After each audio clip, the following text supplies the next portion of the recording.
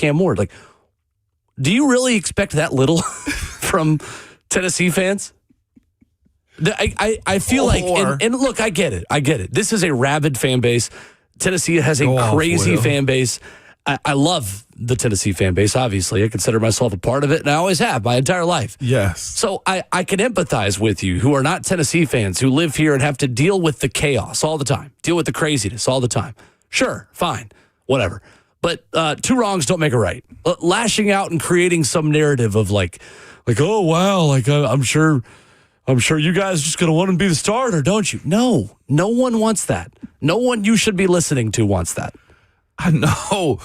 And the other part, too, I laugh because these are all the things that have been said and we've talked about since Hendon came into the league. We've had numerous callers call up here about Hendon Hooker and say they should have drafted him over Will Levis. And, hey, he's, all of the anti-Levis stuff that we've had. And even before Cam, it was a conversation like, just go get Hendon. It's like, no, it's not that easy, when it comes down to you just going to get a player. And the other part, too, that I mentioned when you spoke about players being signed is late, like, look at the timeline in which Hendon was signed.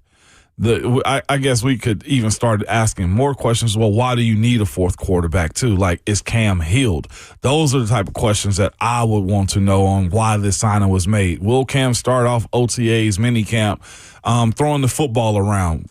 Coach Salah said he's in the building, he's rehabbing, doing everything he's supposed to do, but nobody's seen Cam throw as far as his last play in Jacksonville when he got fell on, when the defenders fell on him. So those are the questions that I would have more or less about this signing. And then the other part, too, don't contradict yourselves as fans of this team. You believe now that they have real football people inside of the building that are managing it, making football decisions.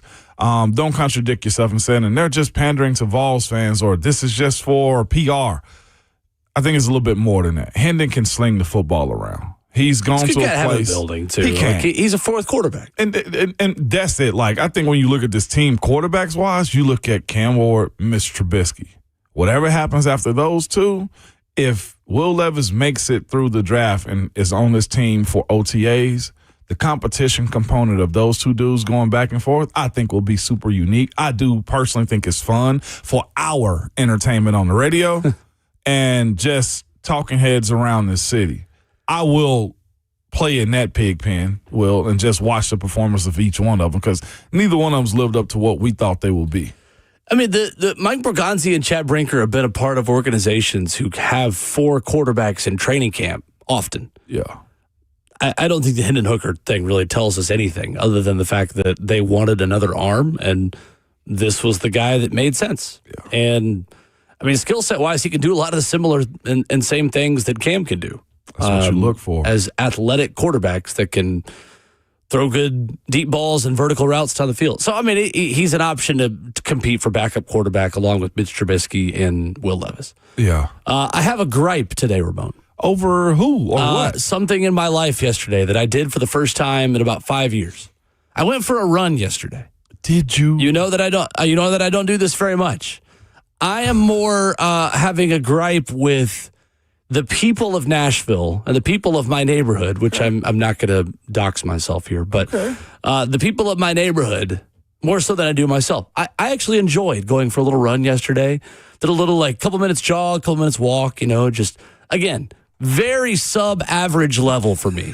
Everyone acts like I could just go run a 4:30 mile again, I did. I'm that guy. Not even. Think you can. I double it, and I would be struggling. All right, like legitimately, I still had a buddy that's like, you could pick up marathons again, and you could be pretty good. No, I could not. I've not run competitively for 10 years. Okay.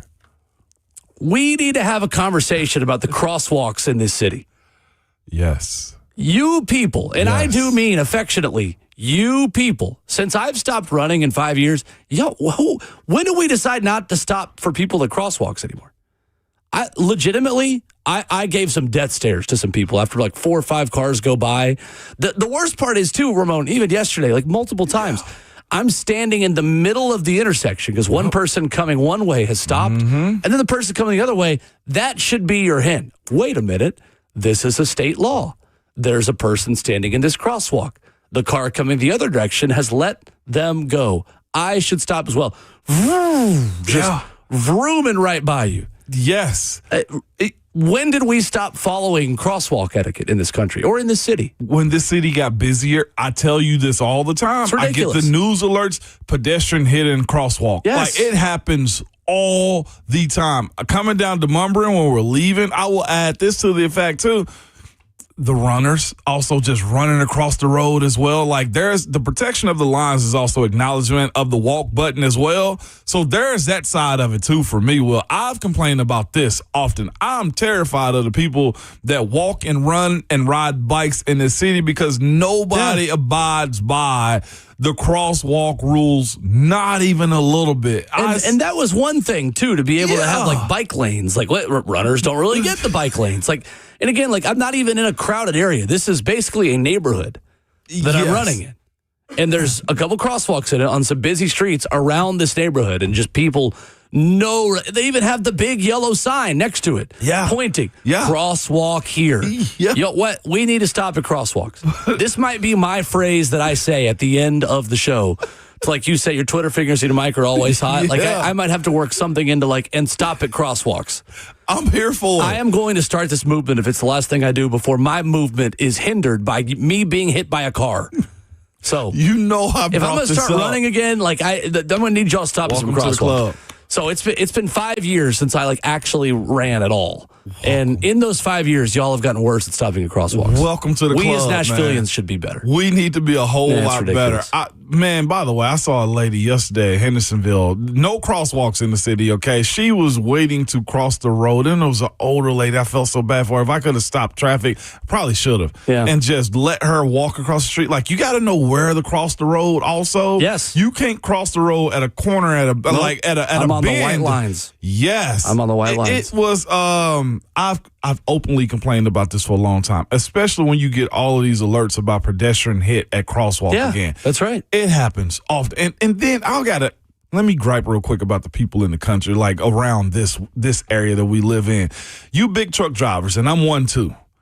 Okay, that is not your time when the light is from yellow to red to just mash it through the light in a busy intersection. Show everyone your manhood. I've seen people be on red and just run through the light, and there are people waiting to cross the street as well. Will, we got to be better at that. I'm with you. If y'all need me to run for a campaign to just push crosswalk safety for drivers and walkers, we need it. Will, you and me on this one. We looking for a charity? This will do it for us. Yes. Duck on YouTube says, I have a book you need to read to figure out how to run better. No, I know how to run better. It's run a lot, and I don't like it anymore because I got very burned out of a sport that had me injured for 3 straight seasons. So I know how to do it. I just don't like it. If there was a book, though, wouldn't it be called Stop at Crosswalks? Stop at Crosswalks.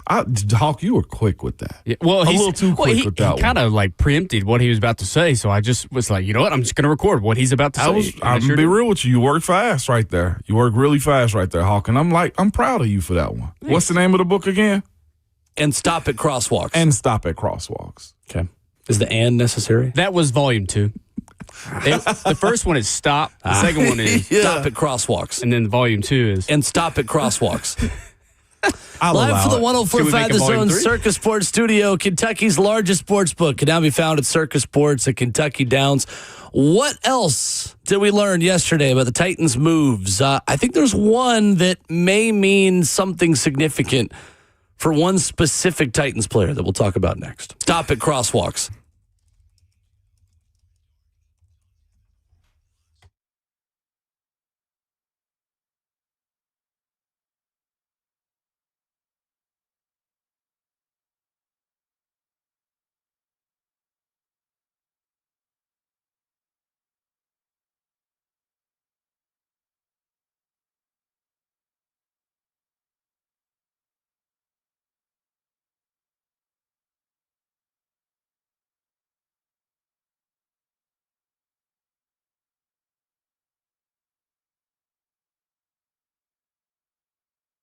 It's Ramon Foster for Hiller Plumbing, Heating, Cooling, and Electrical, letting you know nobody likes dealing with a plumbing, HVAC, or electrical emergency at all. Most of the time, you don't know what it will cost you if it gets fixed right, or if somebody's trying to sell you something you do not need. I absolutely dislike those.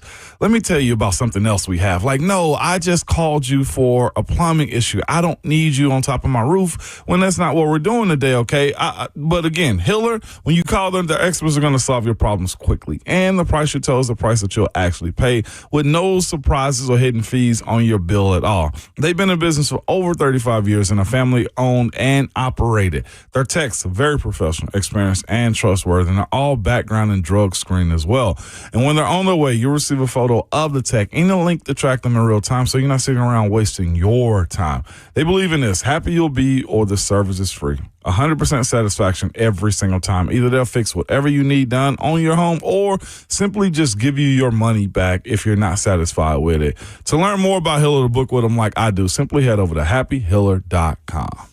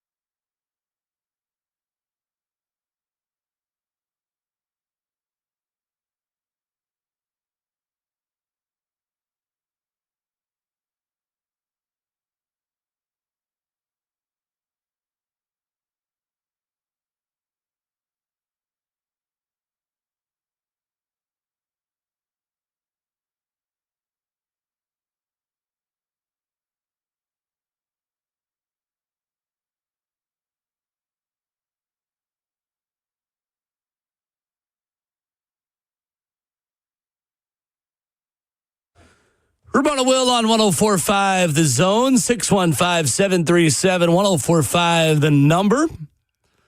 Titans making moves yesterday with former Vol Hendon Hooker brought in. Wide receivers KJ Osborne and Lance McCutcheon, and running back Michael Carter.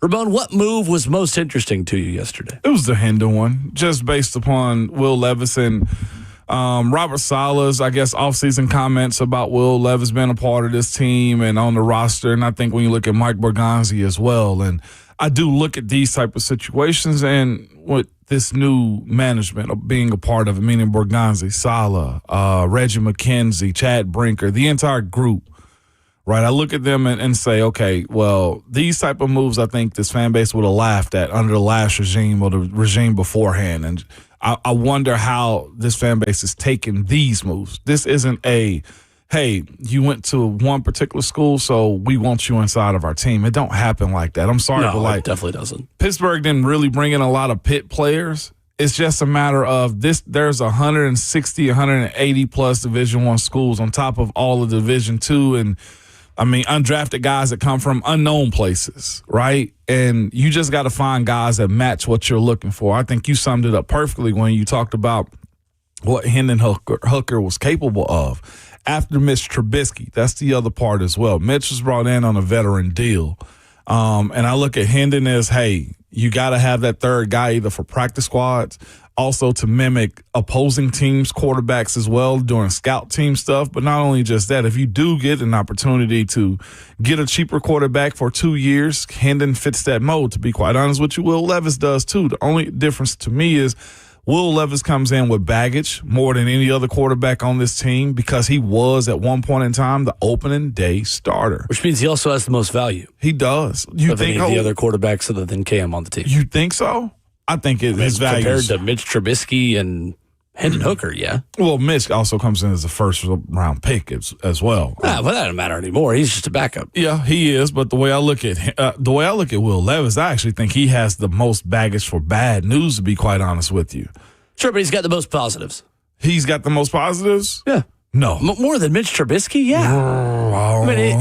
There's someone that's going to. There's someone that. What you talking about league wide? I just mean value, trade value. Trade value. What you're talking about? Who of the three to that point? That's all. That's all trade I'm saying. Value. Yeah. Will Levis has the most trade value versus the other two. Yeah. It does also feel like the Titans are so positive on him every time they speak about him having a good offseason and him working. And I don't have any intel on this. I'm just kind of reading the writing on the wall based on the moves that they've made. It feels like Will Levis's days as a Titan are numbered. And that's what I mean by saying, like, he has the most baggage he's dragging around. I just don't see a whole lot of hope for him as far as him being okay with being a backup here. I just don't know. And I don't know Levis. I don't know his mindset. It's just that having a guy be in this spot, they usually get moved on from very, very quickly. Yeah, especially when every time Titans people speak, it's Sala and Borgonzi, it's positive. Yeah. And the other day when asked about backup quarterback, Robert Sala goes, well, let's not forget about Will Levis, though, too. Yeah. Which is him telling 31 other teams, hey, don't forget, we still have Will Levis, by the way, too. It's funny you bring that up as far as rehash quarterbacks, though, because I was listening to Two Pros in a Couple of this morning as LeVar Arrington and Plexico Burris. And Plexico was speaking about Geno Smith being signed back to the New York Jets. And it was funny hearing Plexico's play for the Jets talk about him. He said, walking into their building, you feel like you got the ick on you. It's like, whoa, number one, that's a bad place to be at. But he spoke about Geno and how Aaron Glenn lied to our faces yesterday, and some of the stuff that he said about Geno Smith, said that he's the quarterback that's going to take them to the promised land. And there was absolutely zero belief whatsoever in Plexico Burris thinking that he was telling 100% truth about that. But to your point about guys having second opportunities for teams that are bad, Will Levis fits that mold to me.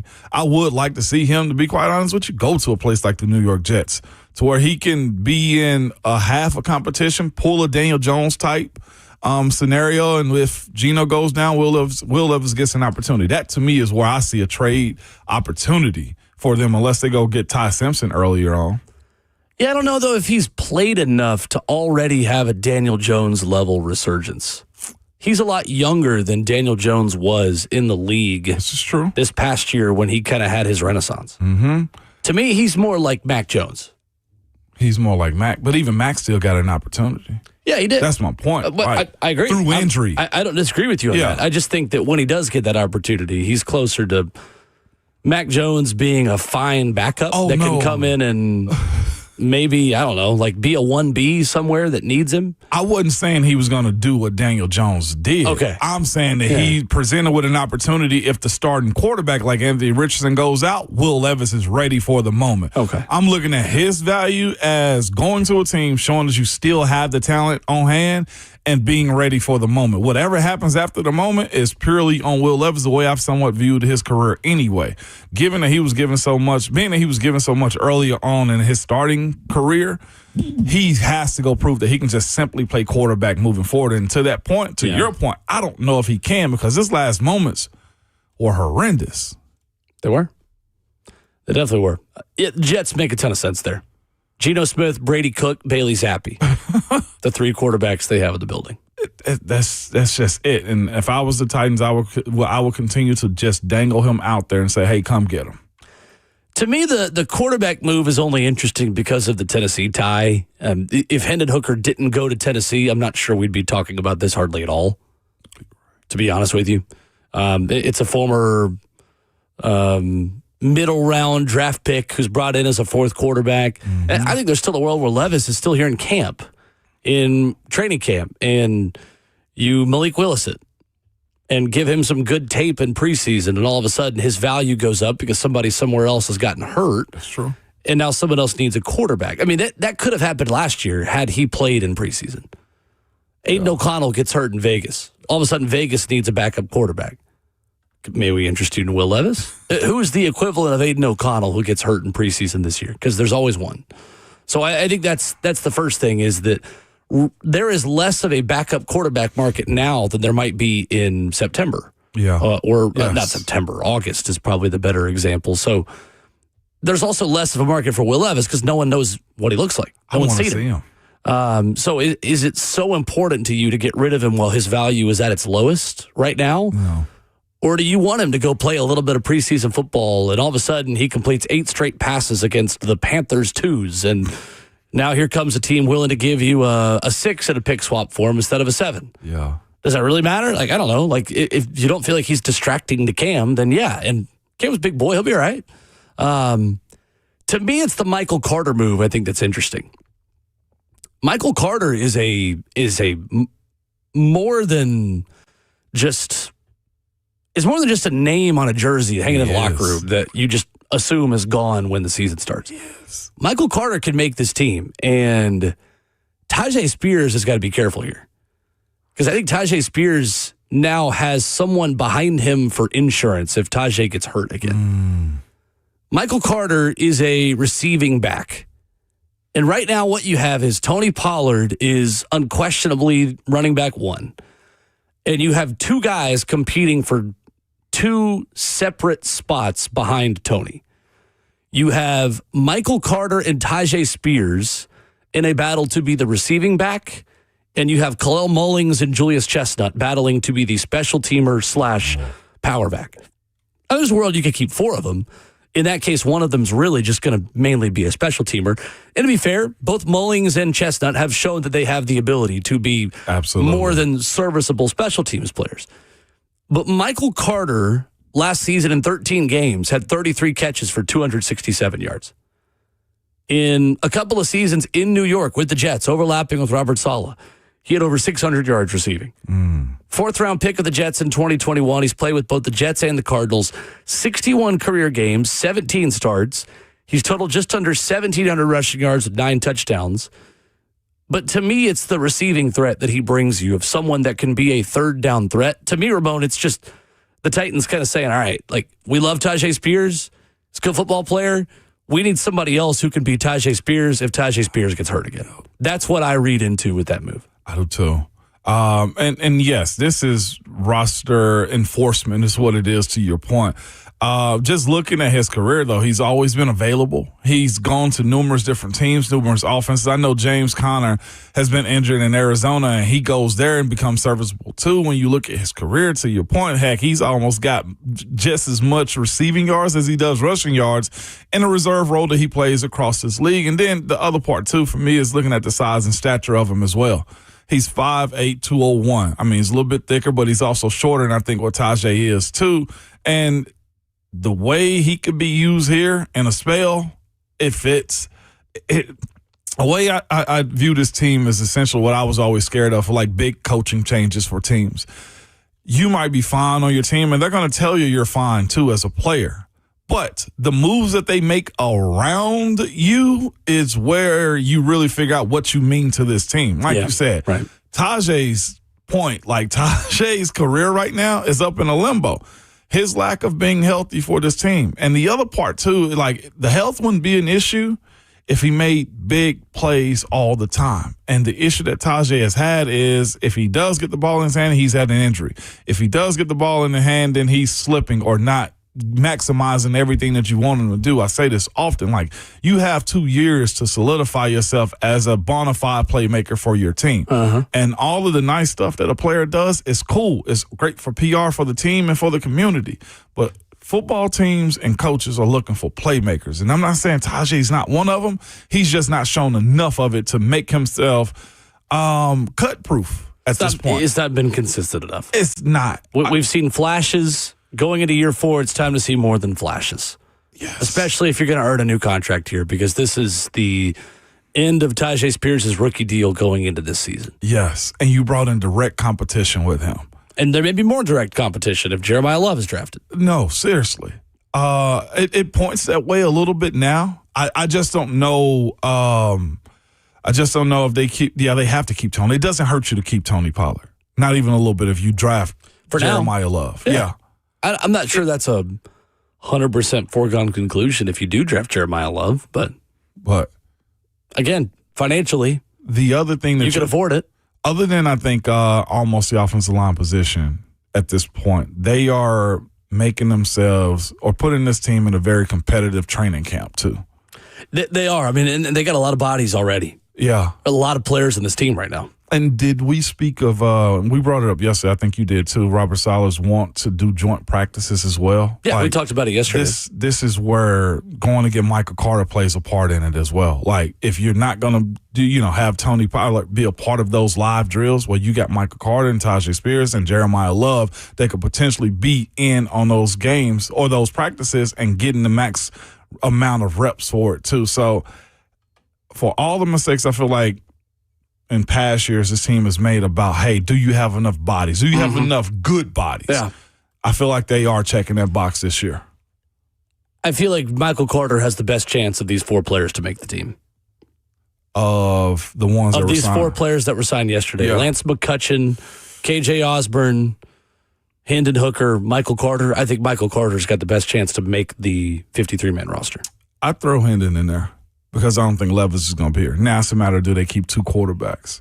I think they do, and it's Trubisky. And then you put Hendon on practice squad? Yeah. Okay. All right. Yeah. We've solved the roster issues already at quarterback. Well, I mean, I don't know about that. I just, I don't really see them having a roster issue at quarterback. It feels to me like they pretty clearly have their backup, and it's Trubisky. It's just the third one that you always pay attention to, and I only bring him up because Trubisky's older. Yeah, but do we really always pay attention to the third quarterback? Like, I think we do here. We do. There's not been a franchise quarterback. Right. So, yeah, I would say as far as the conversation about who are you keeping, if we're still talking about Levis versus Hendon, I think we look at that and I say, well, Hendon will most definitely be practice squad type. Like that's one of the things that happens if Cam Ward hits. Yes. We stop talking so much about backup and third-string quarterbacks. Oh, this is very true. And we also stop talking about it if the offensive line gets better and your quarterback's more protected. Like, we're coming out of a period of time where Malik Willis and Will Levis were those third quarterbacks.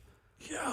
And as draft picks, as you're waiting for them to, like, all right, you're gonna make the jump. You can do it. You can be our guy. Nope. All right, next one. And then we start paying attention to that guy. Like, we're moving forward into an era to where we don't really need to think about the other quarterbacks not named Cam Ward nearly as much as we used to. We are only spending time on this because the guy went to Tennessee. This is very real. And Hendon can add, I mean, not to say he's an empty chair, like good guy to have in the locker room. Like how much, if this was, I don't know, who else was in that 2022 season and 23 draft class that got drafted? From South Carolina. What was his Spencer name? Rattler. Spencer Rattler. Never mind. Not the example. Well, not the example I want to use because he's been a starter. Like I mean, of the other quarterbacks that were drafted that season who aren't starters, would we like if that guy was signed here? Would we really be talking about him? We No. would not, and that's the thing about what. That's if all. Clayton Tune. There we go. Who? Exactly. If Clayton Tune was signed here, Is that a real would we be name? spending? Yeah, he's from Houston. I don't remember. If Jake Hayner was signed by the Titans yesterday, again, he's played more, but like that's kind of the point. Clayton, I love Hendon Hooker. I'm excited Hendon Hooker's going to be in the building. I'm excited to watch him practice, but like I know that that's just me as a Vols fan speaking, and many of you share that opinion. But does it mean that needs to be a significant development for Titans fans? Ooh.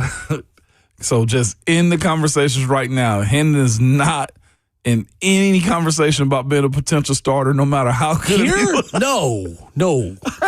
Cameron Anthony Ward is the starting quarterback for the Tennessee Titans. With that being said, though, too, you know what I appreciate this morning of all mornings? I appreciate you being the voice of reason on this one. Listen, if you people could stop at crosswalks, maybe I wouldn't be so reasonable, but I guess You're being way reasonable this morning. now I'm incentivizing you to not. I was ready to go Hendon starter in 2026 conversation. Here? I'm lying. I I wish it was still April Fool's Day. And no, I didn't quit yesterday. 615-737-1045. Yeah, because you're here right now. Bruce Feldman did a mock draft at The Athletic with intel from college coaches. We'll tell you what they had to say about Jeremiah Love after this.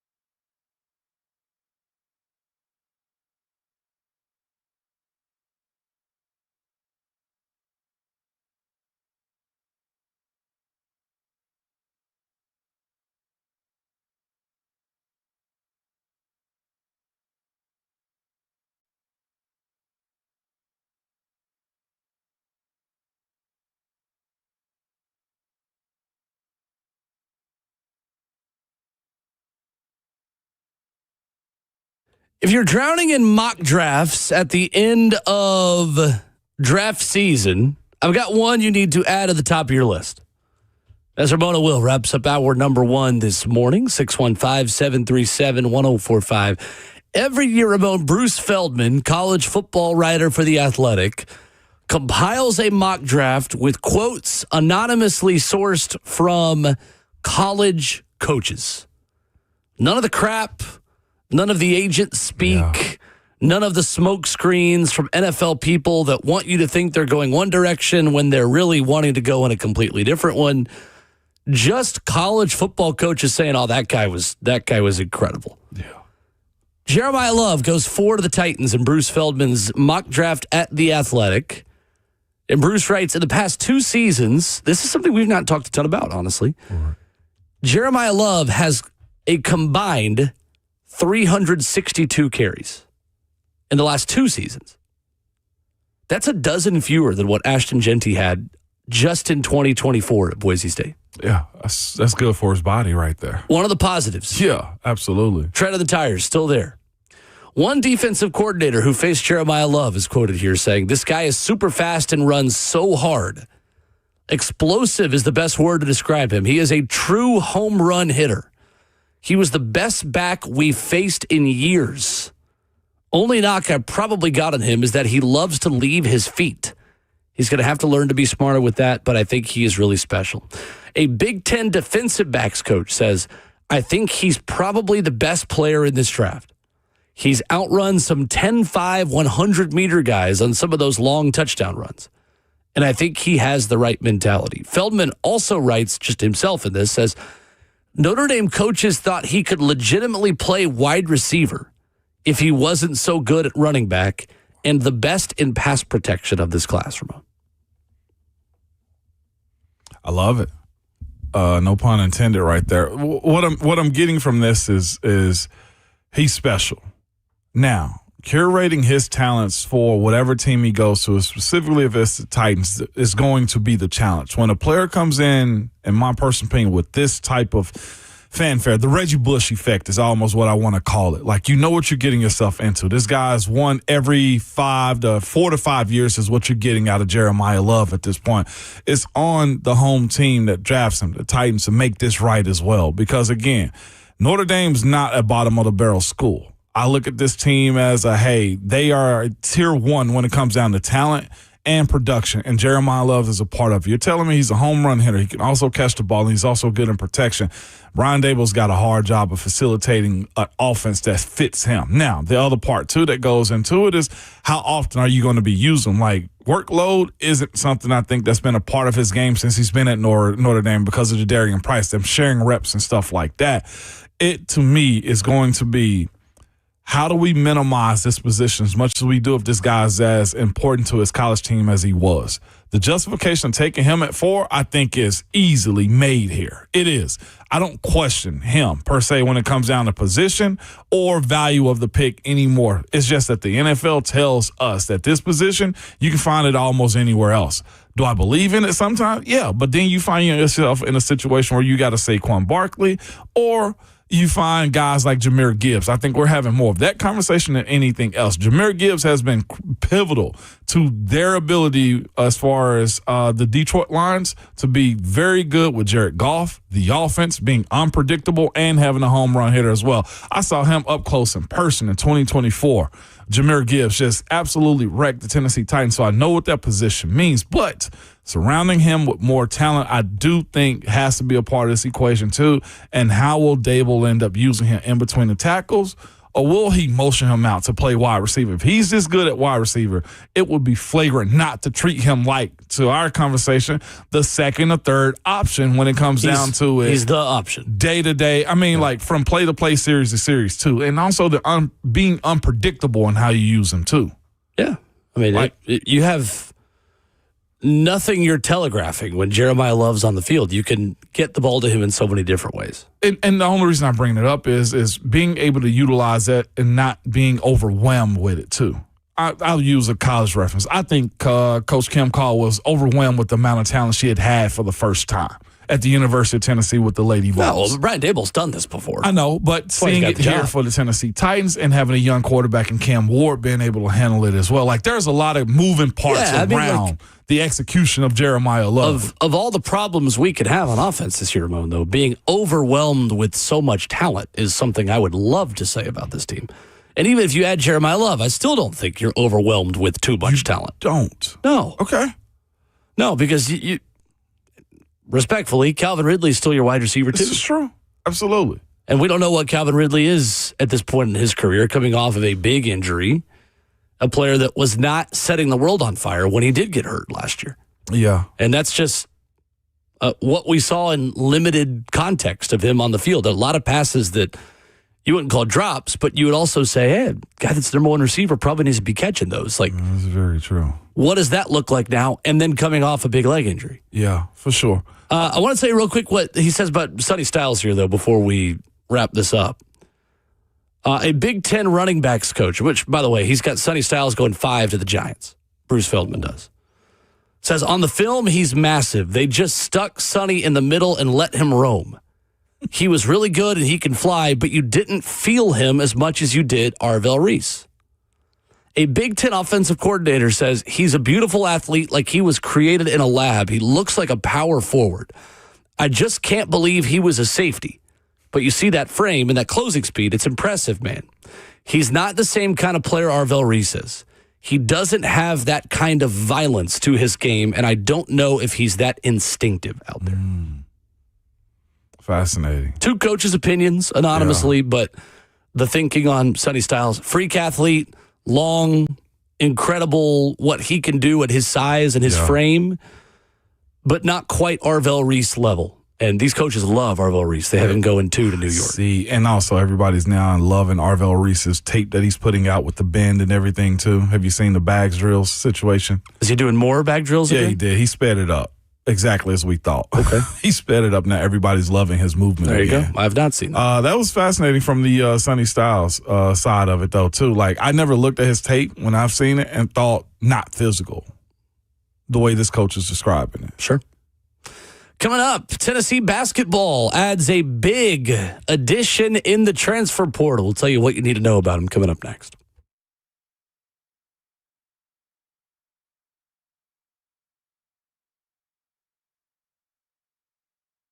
It's Ramon and Will here for Window Nation, letting you know spring is here and it's a great time to open up your windows, but you could open them up if they didn't have issues coming up, or if they leak or are broken, or if they need repainting again. I'm telling you, the pros at Window Nation can help you get new energy-efficient windows at a great price.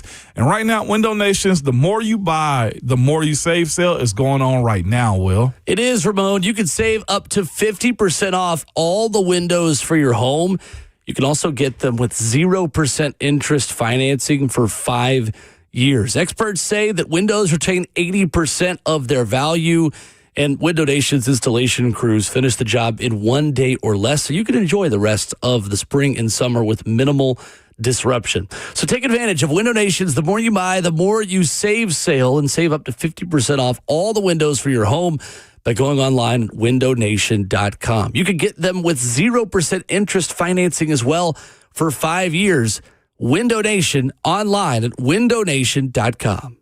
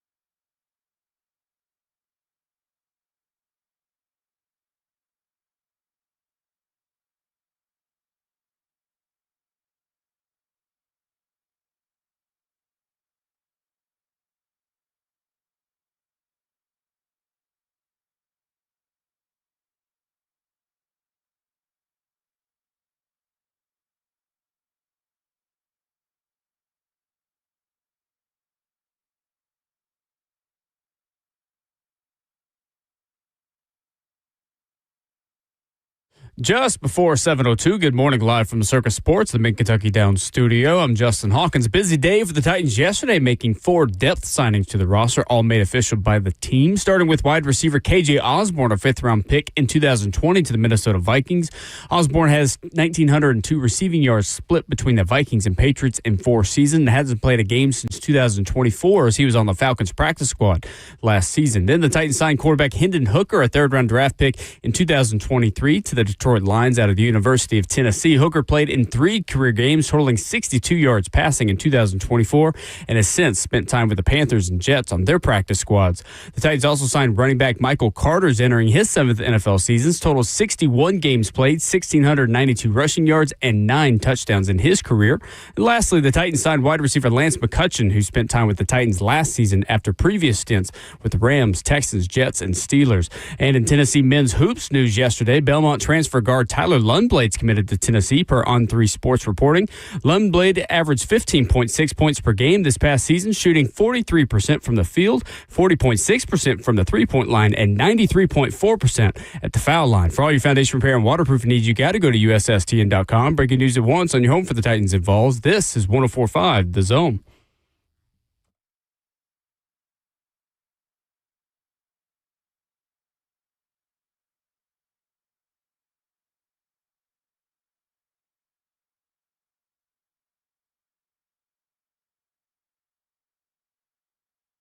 Away we go to hour number 2 on this Thursday morning edition of Ramon and Will. Former Vol and first-round pick Robert Ayers going to stop by in 15 minutes. Your comments to the F and Big Chat, Facebook Live, YouTube, Twitter, or Twitch, 615-737-1045 is the number. Tyler Lundblade has chosen Tennessee to continue his college basketball career, to wrap up his college basketball career. Former walk-on at SMU, was also at TCU before transferring to Belmont, where he lit the world on fire as a three-point shooter. 15.5 points per game this past season at Belmont. He shot 43% from the field, 41% from 3, and 93% at the free throw line. Was a redshirt at SMU in 21 to 22. Appeared in just 15 games over the next 2 seasons at TCU, but at Belmont, he earned Missouri Valley Conference Player of the Year honors this past year. Wow. Was a breakout star a couple of years ago where he shot 48% from 3 and 49% from the field. So, Ramon, we talked about this a little bit yesterday, but for those who are just now locking into this discussion, because Lundblade is a Vol, I've watched a lot of Tyler Lundblade the past couple of years. Yes, you have. In my time around the Belmont program. This is an outstanding fit schematically on how he's going to be used within Rick Barnes' scheme. Isaac Trotter had a tweet about this yesterday, CBSSports.com basketball writer. Said players come and go, but Tennessee has used a ton of floppy action and pin downs to free up shooters, meaning those screens off the ball where you're essentially running choice routes. You can run right around it to be passed to for a mid-range shot. You can curl back and set up for a corner 3. You can come right off of the elbow. It's the simplest way I can put it, the way I understand it. Tennessee was 97th percentile in using pin downs to free up shooters in 2026, 100th percentile in both 2025 and 2023, 98th percentile in 24, 95th percentile in 22. Isaac Trotter says that is Tyler Lundblade's game. He had 56 threes off screens in the last 2 years combined. That is top 10 nationally. This guy has a quick trigger. He's going to come off these screens. He's going to let that thing rip. Yeah.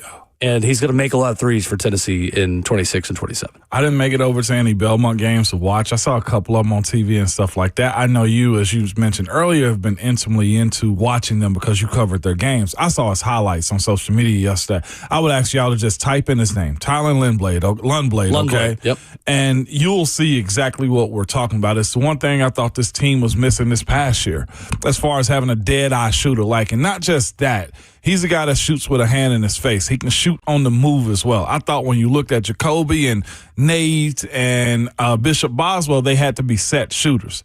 I think when you look at the way Alabama played the Vols or Arkansas as well, like they have guys that can just come off a screen and just light you up. Michigan, I feel like, did that to the Vols as well.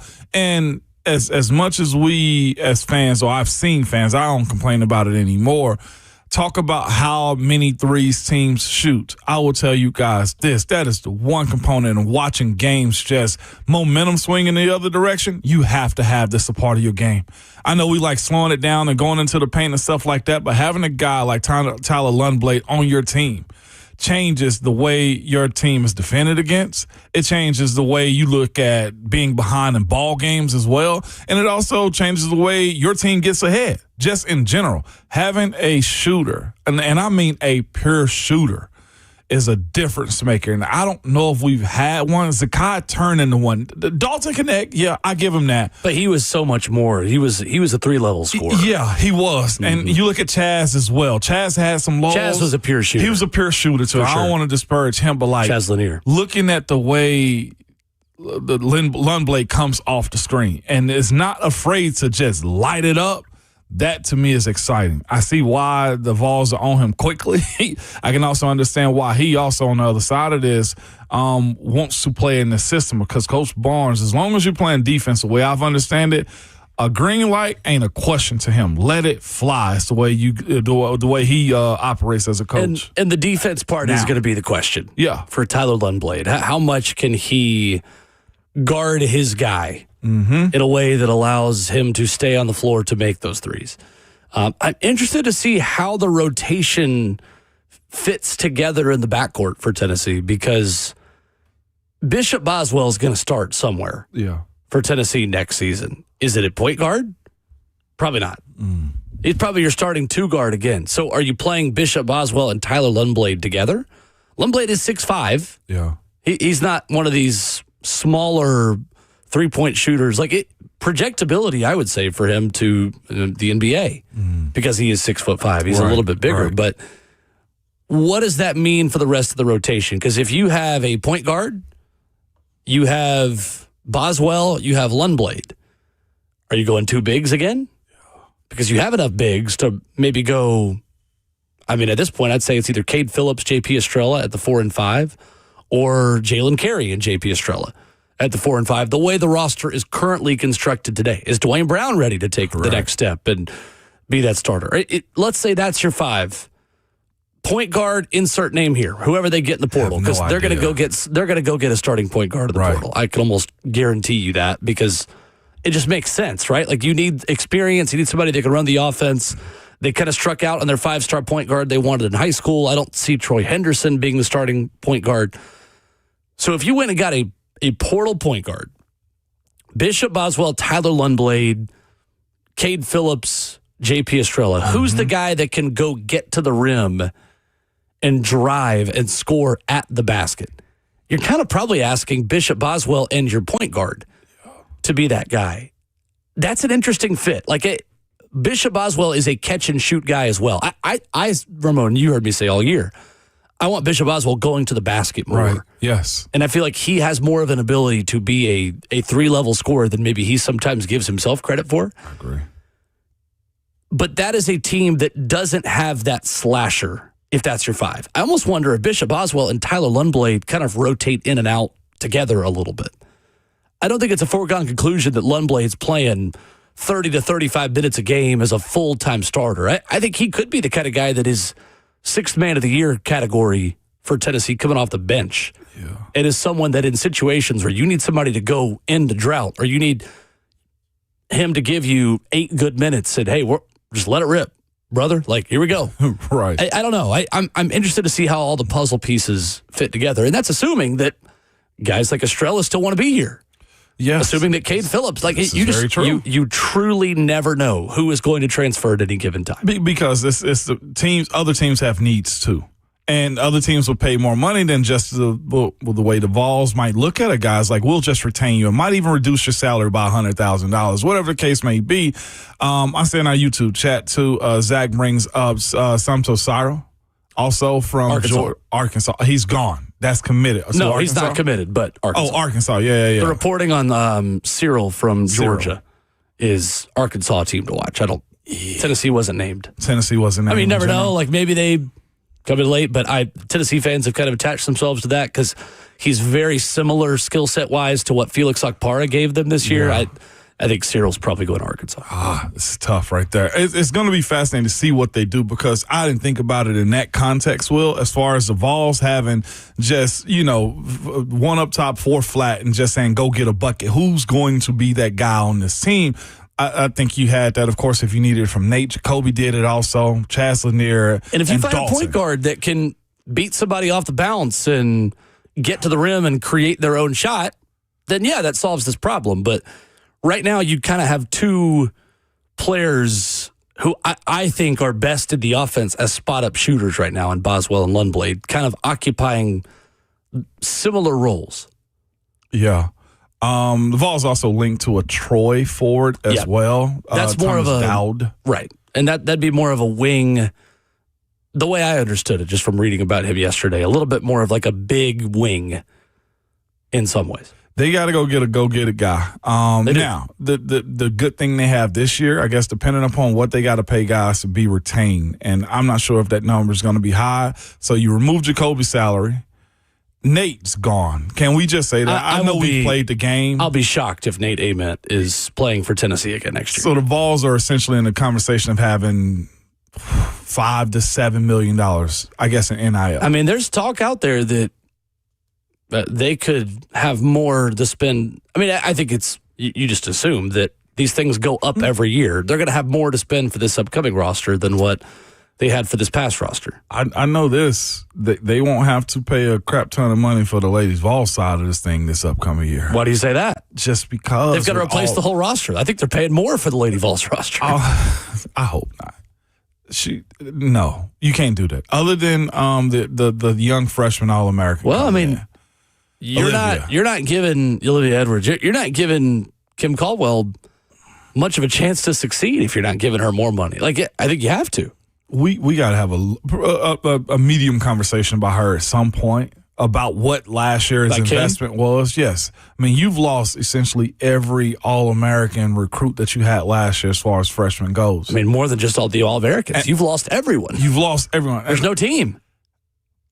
For the loud baseball fans last year, they're at least justified right now about whatever the perceived spending was versus the other sport. We later found out baseball was the highest spent money, highest spent team in college baseball. Operating budget. That has nothing to do with NIL, nothing to do with roster. Like in terms of the operating budget of how you operate week to week, hotels, travel, lifting, coaches, all of that. Yes, I agree with you there. But again, looking at the players, I just don't know if I would be willing, if I'm dating White, to give Kim that much money to go get girls again. I mean, I think it's the opposite. I think you're more willing to say, all right, you got one last chance. Show me what you got.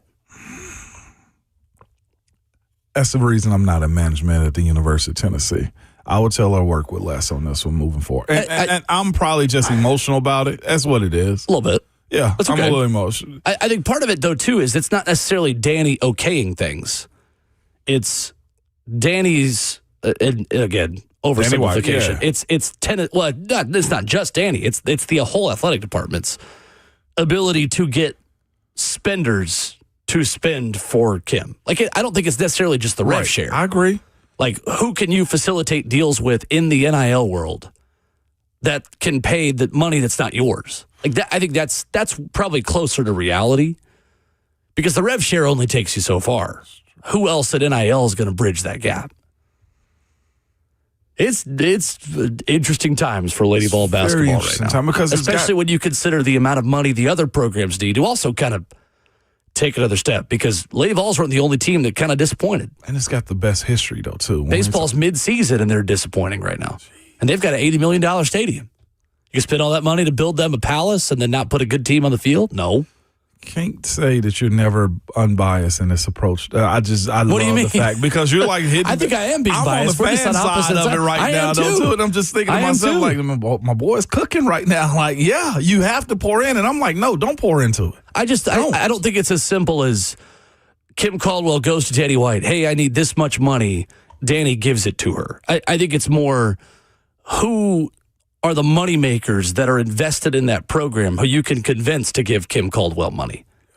And I think you are making more phone calls now than probably ever. I know. To say, hey, well, we got to give Kim a better war chest to put together a new team because there is no team. And to be fair, again, you mentioned about the men's team. Like, salaries come off the books. And yeah, they do. you don't have to pay Mia and Maya Paldo money anymore. And that money could now belong to somebody else in the transfer portal. The concern is that a team that just struggled to put together a good transfer portal class is now going to have to put together a good transfer portal class. On top of freshman recruits. Oh, my God. Former Vol Robert Ayers joins us coming up next.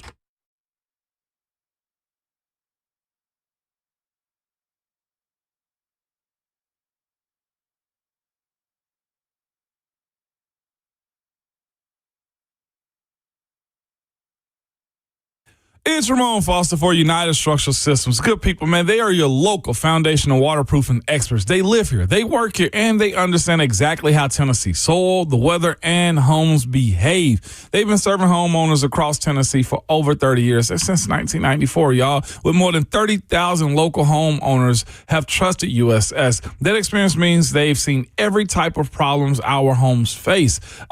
Every crack and every leak tells a story, and they know how to read those signs as well. They pinpoint problems at the source, whether that's foundation settlement, basement water intrusion, crawl space moisture issues that you might have, and more. No guesswork, y'all. Just expert diagnosis from people who know Tennessee homes.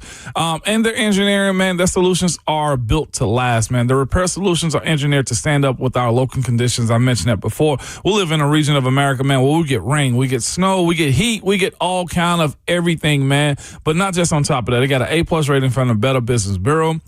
Transferable lifetime warranties with local service and long-term protections. Yes, you can transfer those warranties from homeowner to homeowner and just have a peace of mind as well. You can go ahead and book your free home inspection by going to USSTN.com. That's USSTN.com, and make sure you tell them that Ramon sent you.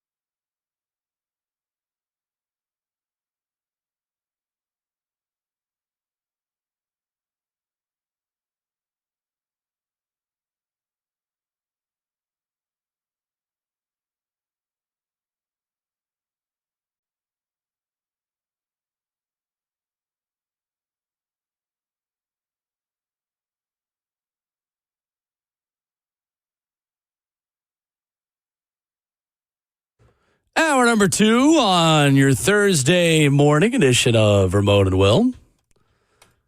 Connecting with former Vol Robert Ayers here in just a moment. Your comments in the F&M Bank chat, Facebook Live, YouTube, Twitter, or Twitch. Please. ESPN has a mock draft this morning. How many times have we said that? We've got like technology here, like that can tell us like how many, like when we say something, and like you go back and find it. Like, I'd love to just know how many times we've said, "Oh, there's a new mock draft out this morning." Since, I don't know, January. It's been that. Who dropped the first one? Wasn't there one during the season as well? There will be a 2027 one like the week after this draft. Yeah. Which I have no time for. That would be a fun thing to do now, though. What's that? Go back and look at the way too early last summer mock drafts for this year. Yeah. And see how accurate they were. They're off. Have you ever gone through and went through like Todd McShay's or anybody else, Mel Kiper's like mock draft, like their final one on draft night? I'm talking about like the first one. The first one. Like when they do a 2026 way too early mock draft in April of 25. Do you want to effort that just for I'll find it. The cause Absolutely, of it? One thing that's been super unique in this whole process is we try to get Rob on for a second is this, though. It's fascinating for a guy that's injured and like for those injured players to be mocked in the first round and those dudes actually still go. Like I think it's super impressive when you look at like a guy like Jermont McCoy, who's been mocked as a first rounder, and out of nowhere, he's still in that conversation because he's matching the talent in which they're asking for it at this point, too, with no new tape. That's always been fascinating to me. Like, how does this guy get in a position, and what does the league see in him to say, we don't even need a year of your tape to know that you're going to be a bona fide first-round draft pick? And for a guy like Jermont, a top 15 at that. Right. Like, that says a lot about the way the league categorizes guys. And just the concept of if you fit this criteria of being at this height, have this type of tape, and fits this type of measurement, then you're going to be a first-round draft pick. It's kind of wild to me, man, of all the players, you still go with the injured guy. Sure. Fair. I did find it. You did find one. May 1st, 2025, Jordan Reed of ESPN. It's a little disrespectful. It says, based on our ESPN bet-based draft order, the Titans will have the top pick again. Nice. Says, we don't know who will actually have the number 1 pick, but the Browns have 2 firsts, so they would have had the Browns trading up with the Titans at number 1. This was May 1st of 2025 to select Clemson quarterback Cade Klubnik with the number 1 overall pick. Cade Klubnik, who's going to go on day 3. That's what I was going to ask you. Day Where 3. is he even slated at this point? Day 3. Day 3. Yep. Oh, my gosh. Caden Proctor goes 2 to the Giants. I was in that same boat at first with Caden Proctor. For head coach Brian Dable. For head coach Brian Dable. In this exercise. What date was on this? The beginning? This was May 1st, 2025. Wow. Of a way too early 2026 mock draft. Whoa. Peter Woods, D tackle from Clemson, would be the Titans pick at 3 a year ago. Yeah. Peter Woods, who a little bit short arms, I think is what we've learned about him. 6'3", 315. We have Peter Woods at home. His name is Jeffrey Simmons. Without the I short actually arms. just still don't even know then why that would have happened. But John Franklin Myers obviously makes that really superfluous.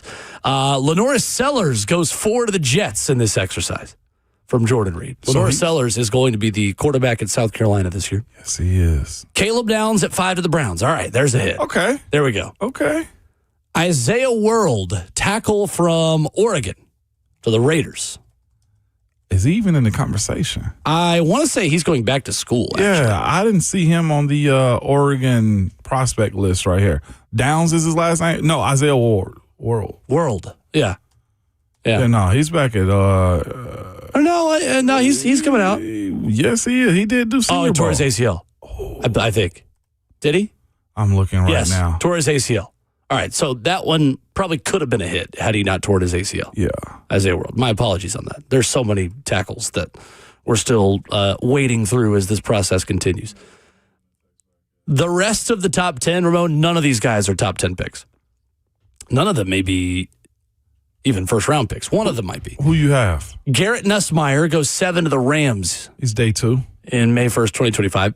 Potentially day 2, yeah. Yeah. And that's via projected trade with Carolina. Drew Aller, 8 to the Saints. Wow. That was before Tyler Shucks played as well as he did. I was going to say, and that's also before his injury as well. Yep. TJ Parker, edge, Clemson, 9 of the Colts. Yeah. Again, May 1st, 2025, if you're just joining us and trying to figure out why we're talking about these guys as top 10 picks. And then Keldrick Falk from Auburn. All right, there we go. There's one guy that will be a first-round pick. Probably not top 10, though. Who was the one before Keldrick Falk again? That was TJ Parker. TJ Parker. Wow. No, absolutely. So last year, again, no Jeremiah Love anywhere in this conversation?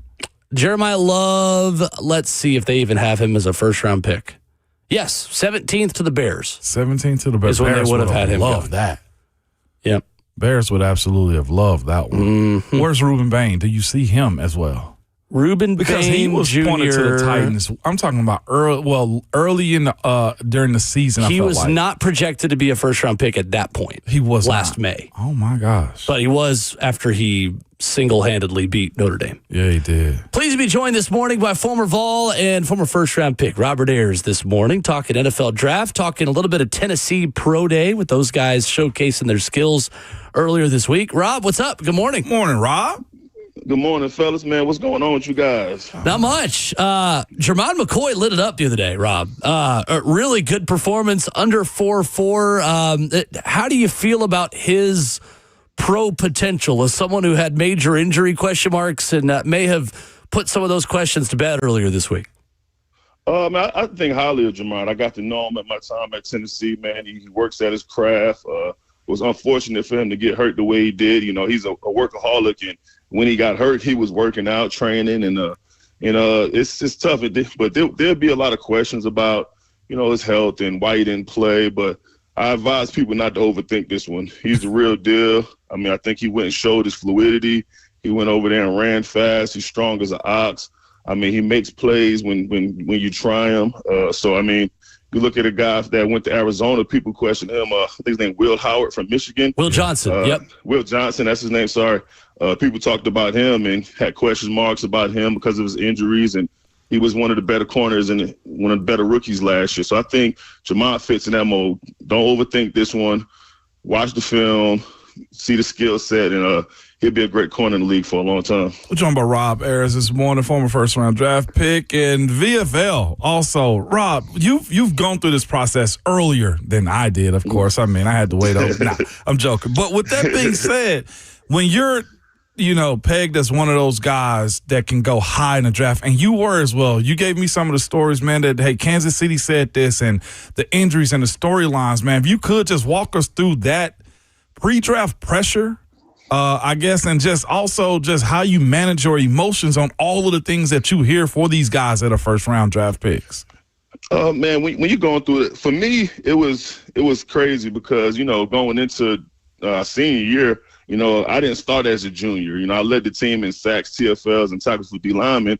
But because I was such a knucklehead, I was in the doghouse, as you could probably imagine.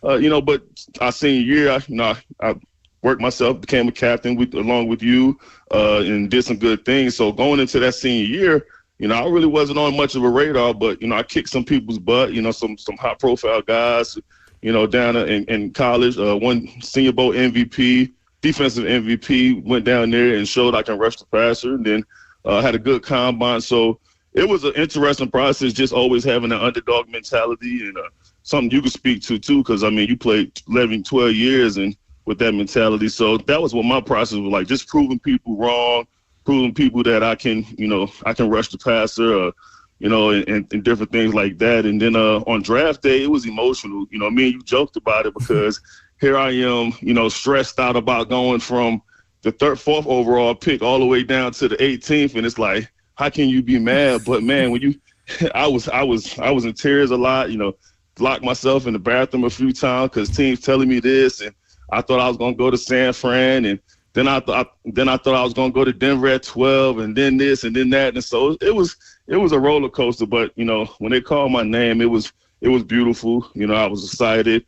My family was all crying. My dad was crying, had all my family there. And so, And this was before all the guys could go to New York and stuff like that. I think only 5 guys went in and did that, and they switched it the next year. But it was a great process. It was stressful, but it was one of the greatest moments of my life for sure.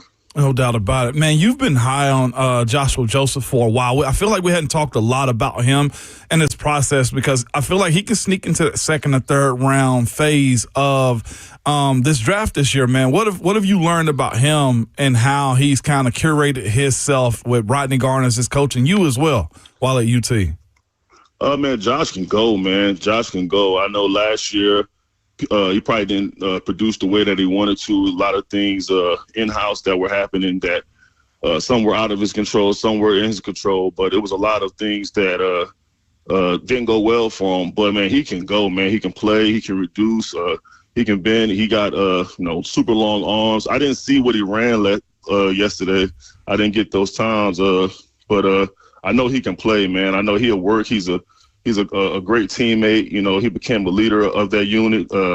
When I was there, he developed a lot. He kind of took a path that I took, come in immature, and he grew and became a captain and a leader and someone that you can really depend on. So I'm excited to see what Josh does in his pro career. But he'll go somewhere and surprise a lot of people. So I'm looking forward to seeing that for him. Former Vol Robert Ayers, our guest this morning on Ramon and Will. Rob, Chris Brazzell is such an interesting prospect because of the skill set and maybe being asked to do some of the different things in a kind of revamped Heupel offense this past year versus what a lot of previous Tennessee wide receivers were asked to do, kind of running the deep choice routes and all of those things. What stands out to you about Brazzell's potential as an NFL prospect? And do you think he was maybe just used differently this past year as Heupel made some adjustments to that offensive scheme? I can't speak too much into, some of the specifics of how it was used and stuff like that. But, I was there with him. And one thing I will say, he's big, fast, and he's a dog. He got that dog in him. And those are things that is coveted at the next level. I mean, you watch how he competes. He's always scrappy. Man, he's fighting for everything. He's in your face. And you can see that translate on Saturday. Man, he's super competitive. He runs his routes. He's become a great route runner. He's for a big, tall guy. He can really, drop his weight and get in and out of breaks, man. So he's a big, strong, fast, competitive animal, and you love that from guys. And I think he's going to go and produce. He's the guy that's going to work tirelessly. But you just can't teach speed and you can't teach size. He has both of them, and he has that true dog mentality. So, the sky's the limit for Chris, and I was excited to see, what he was doing last year because I know what type of temperament he has and how he competes, and I saw some of his growth from when he first got there from Tulane to where he finished off there. Rob, Bryson Easton is a player we talked a little bit about with you last week, and he is someone with just an amazing story of coming from Memphis, going from kind of an oversized linebacker to putting on just the most weight anyone's put on and being 323 pounds as a defensive tackle as he leaves college football. What impresses you about his game, and how could he maybe project to the next level? I think Bryson's best football is ahead of him for sure. I think if you were to ask, Coach Gardner or any of the guys that were on staff about Easton when he first got there, they would have just, I don't know. But you look at how he's continued to work, continue to hone on his craft. He, like you said, he moved from linebacker, so he didn't really trust the process at first. But once he started believing, he started to see, the vision for him and what he could be, I think he started to buy in more. He started to work more. But, I know last year he battled through some injuries, so he also couldn't have the senior year that he would have liked to have.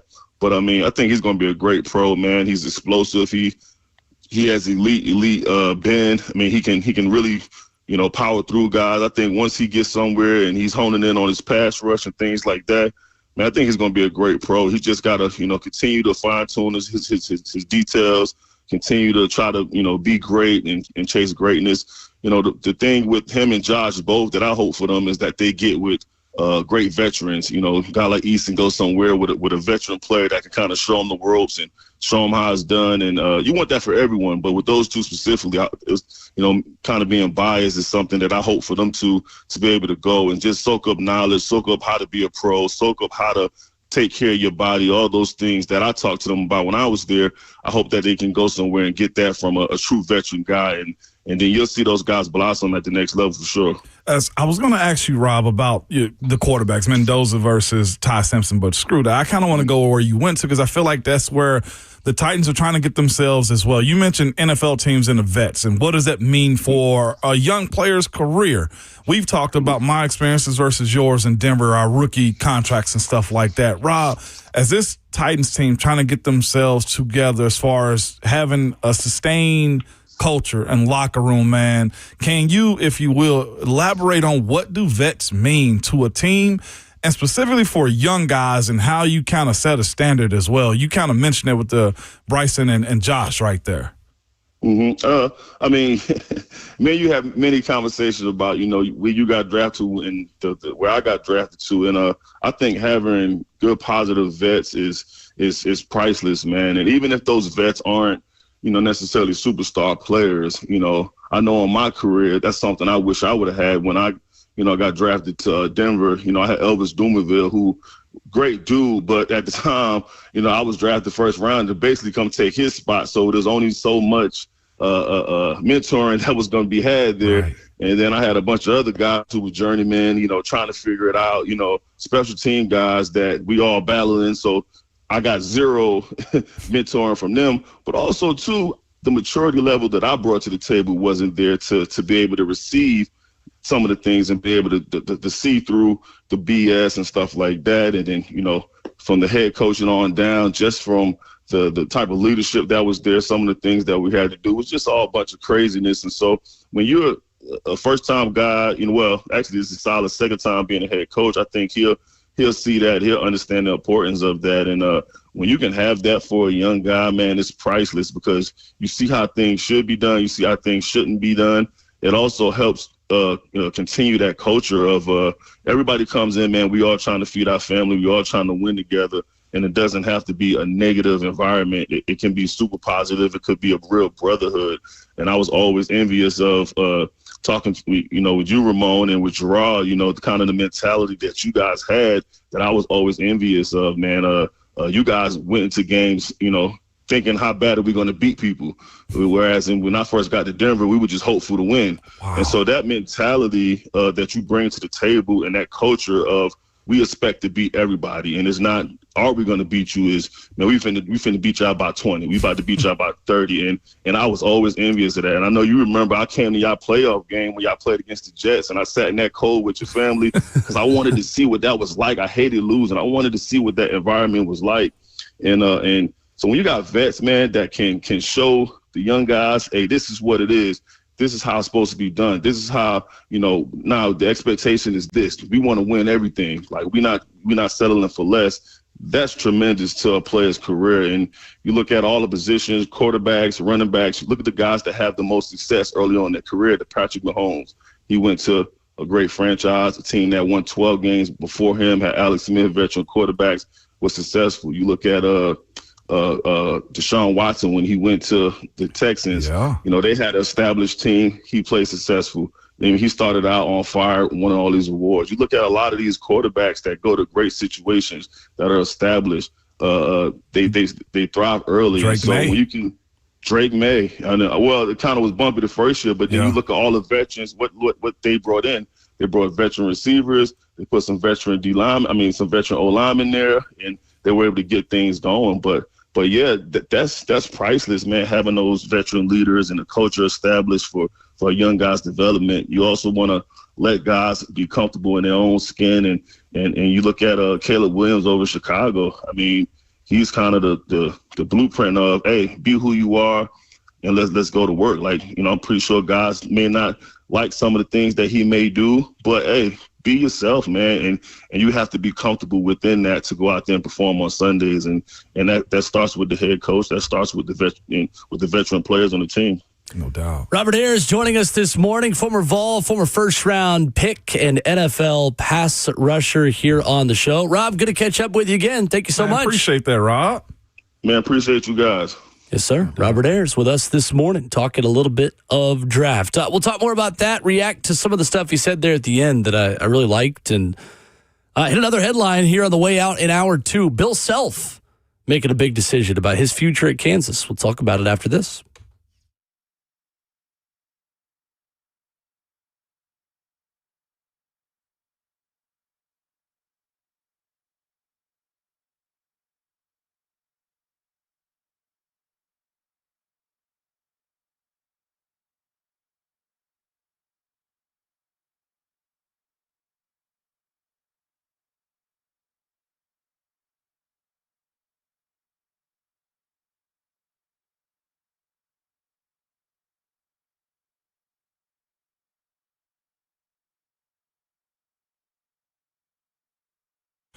It's Ramon Foster from Medical House Calls, where it's healthcare designed for your life. And they absolutely mean that. They're available to you 7 days a week from 7 a.m.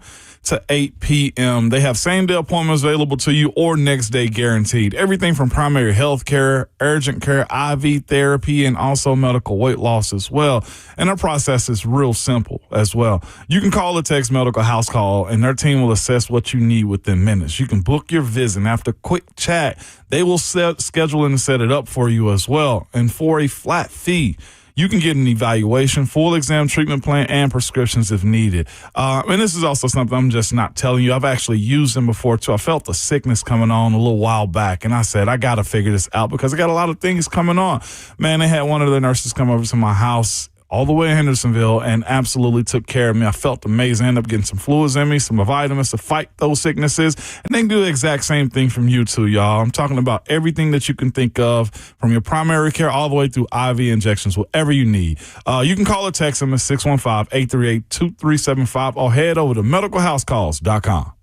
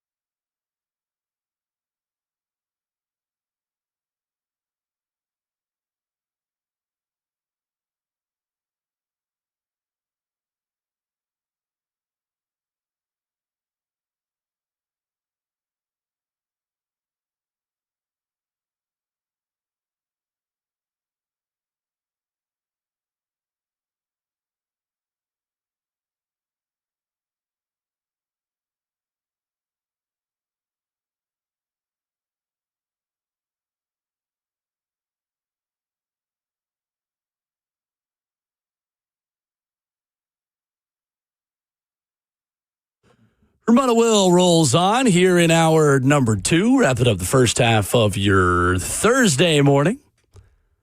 Good stuff with Robert Ayers. Get that wherever you download podcasts at the end of the show. And we're excited to have Robert Ayers on weekly, Ramon. Yeah, man.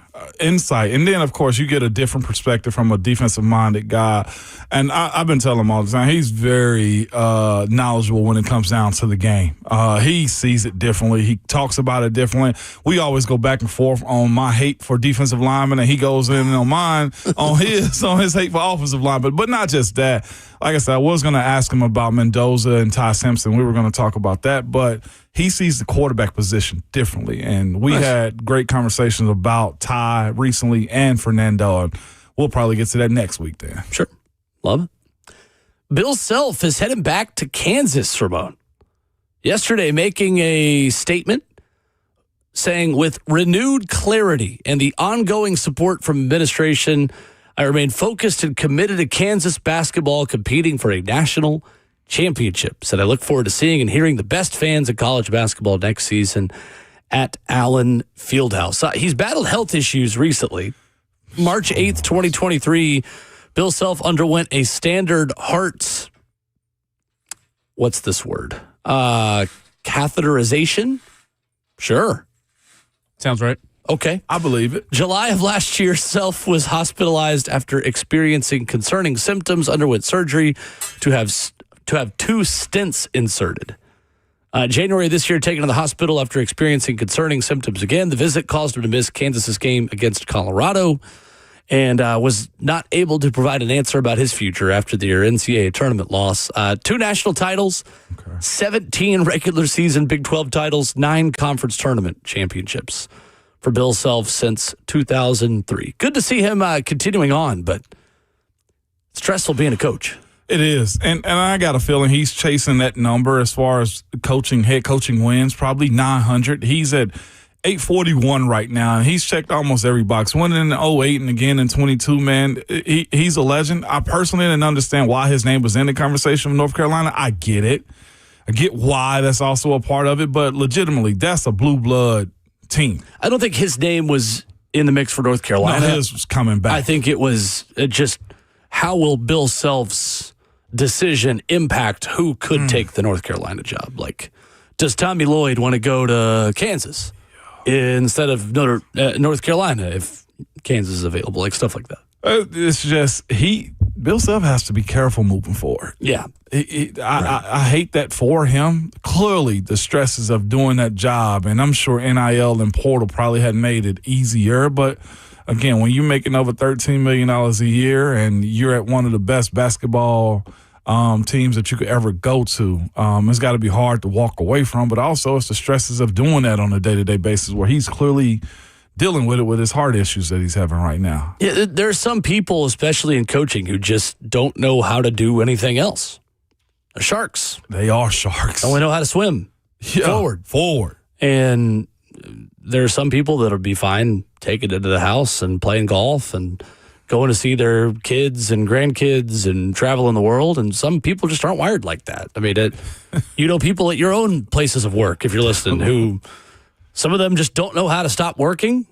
Some of them don't know how to start working. And most coaches are wired, I'd say 95% of them, right? Yeah. Head coaches at high major schools are wired like Bill Self. They just don't know how to do anything else. The thing is, he's not even that old in the world of like basketball. He's 63 years old. Like, yeah, Rick's got 10 years on him. That's what I'm saying. Rick Barnes. He's still in the prime of being able to do it, and I just hated that it's a situation in which he's got to watch his family's concerned more than anything else, though, too. Definitely. North Carolina is yet to hire a guy, too, correct? Waiting till a Final Four weekend. Jeez. How's the stress levels right now? Got to be high for the remainder. Well, I mean, if they're willing to wait that long, it feels like they've gotten a tentative, we're interested from one of the coaches either in the Final Four or coaching in the NBA, which that would point towards Billy Donovan. I think it's either Billy Donovan or Tommy Lloyd. You think Tommy Lloyd? I'm thinking Michigan's coach. I just don't know that UNC has that much more money. Maybe I'm wrong, but I think of Michigan and think of, you can have whatever you want. Yeah, this is true. But I mean, Arizona also can give you a lot. I don't know. For whatever reason, I feel like Dusty Mays answered the questions a little better. Tommy Lloyd's the one that's come out and said stuff like, there will be a good coach here after me. I didn't say when, but there will be a good coach after me. Like, all right, brother. But He's tipping his hand. To me, they're in the world of blue blood basketball program, Arizona. I would say Michigan, with the money they have, is too. Arizona, more history, maybe. Michigan has the Fab Five history, but. Exactly. Yeah. And I think it's easy to leapfrog from Michigan to go to North Carolina if you really want to be taken serious as a basketball head coach as well. The thing is, this is a short tenure for him. This is 2 years. 615-737-1045 is our number. Coming up, we talked a lot about Bruce Feldman's mock draft in The Athletic earlier this morning. What college coaches are anonymously saying about draft prospects. One coach called people idiots about the discourse around one Titans target. We'll talk about that next.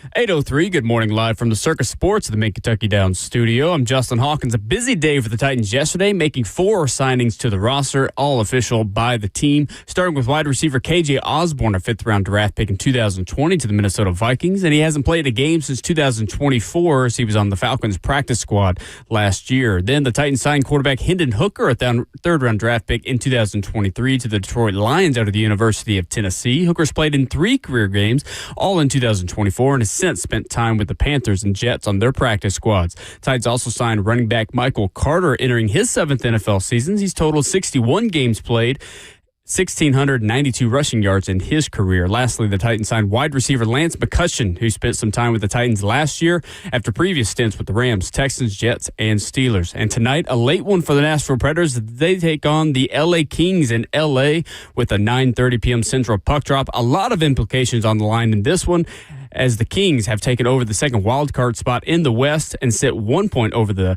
Nashville Predators. A win would put the Preds back into a playoff spot. For all your foundation repair and waterproofing needs, you got to go to USSTN.com. Breaking news you want on your home for the Titans and Vols. This is 104.5 The Zone.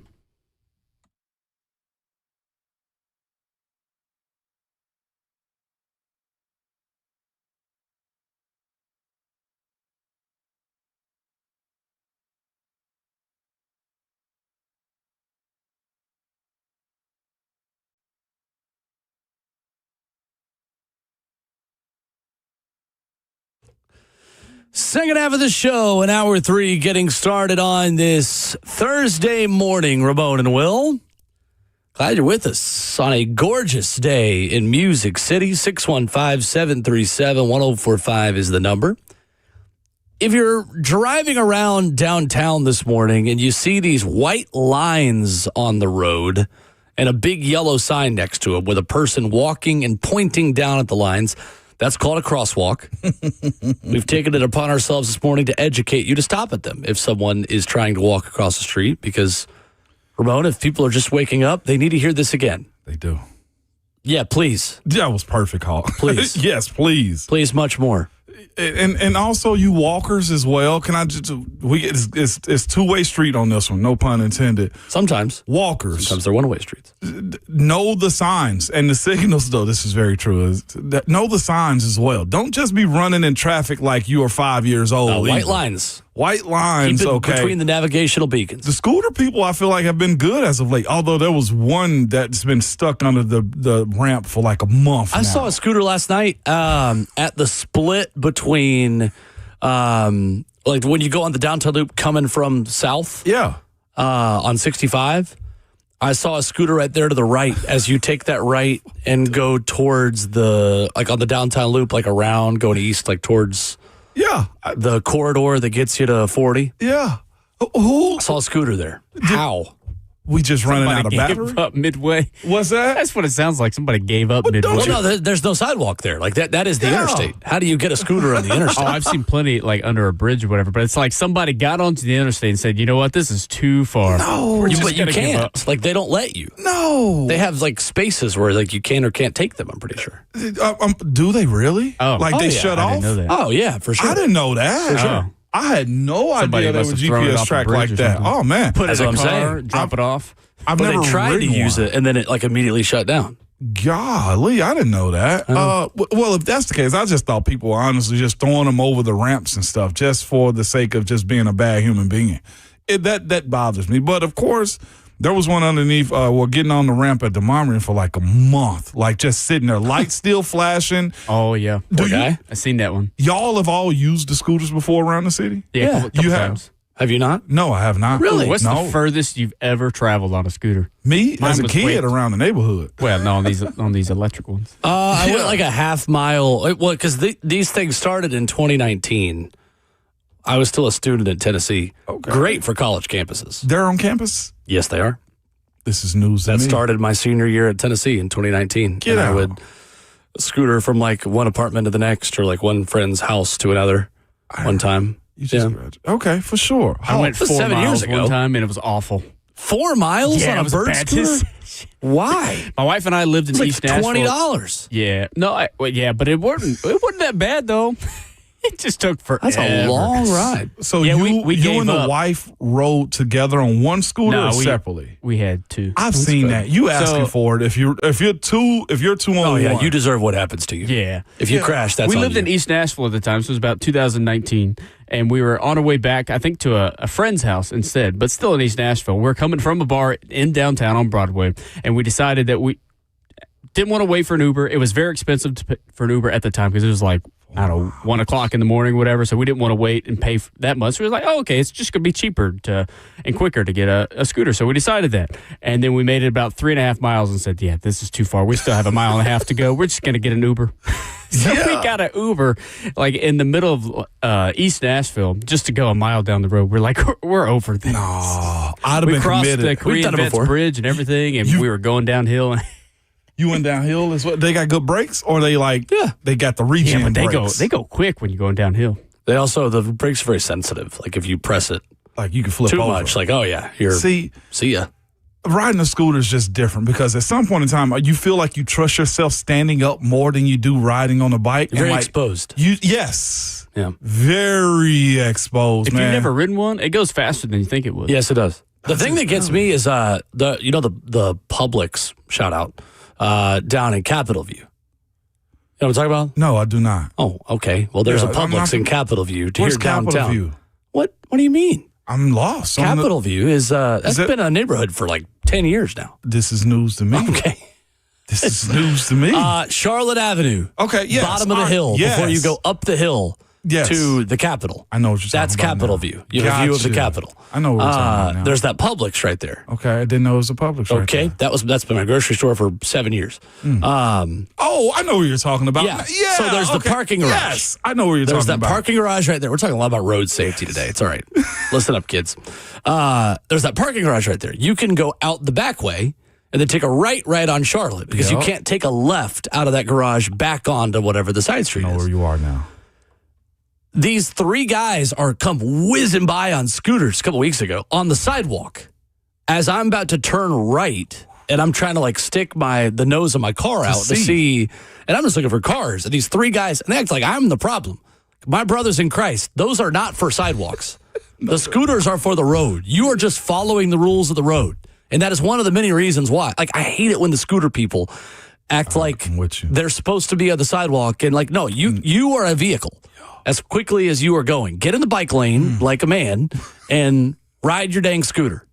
I'm with you. I about to hit these three guys. And they were like looking at me like I'm the problem. And I literally, rolled up a window. Like, get in the road. I wonder how that would have gone over with insurance. You were in the right. I have no idea. Yeah. Glad But to not those are have the to risks find that you're running, though, when you deal with those scooter guys like that, though, too. So it's They probably would have told them. Stop at crosswalks. stop at crosswalks. It's very possible they could have said that. Legitimately, they could have. But these are vehicles. This different gripe I have with traffic. So if I am downtown and I want to kick it in Nashville this summer and not, walk, but also not catch an Uber, do I have to download an app for these things? Yes, too? you do. You do. Every time I've wanted to spontaneously do it, I get an app and I'm like, you know what? Oh, Not my worth it. gosh. I think Uber has one though.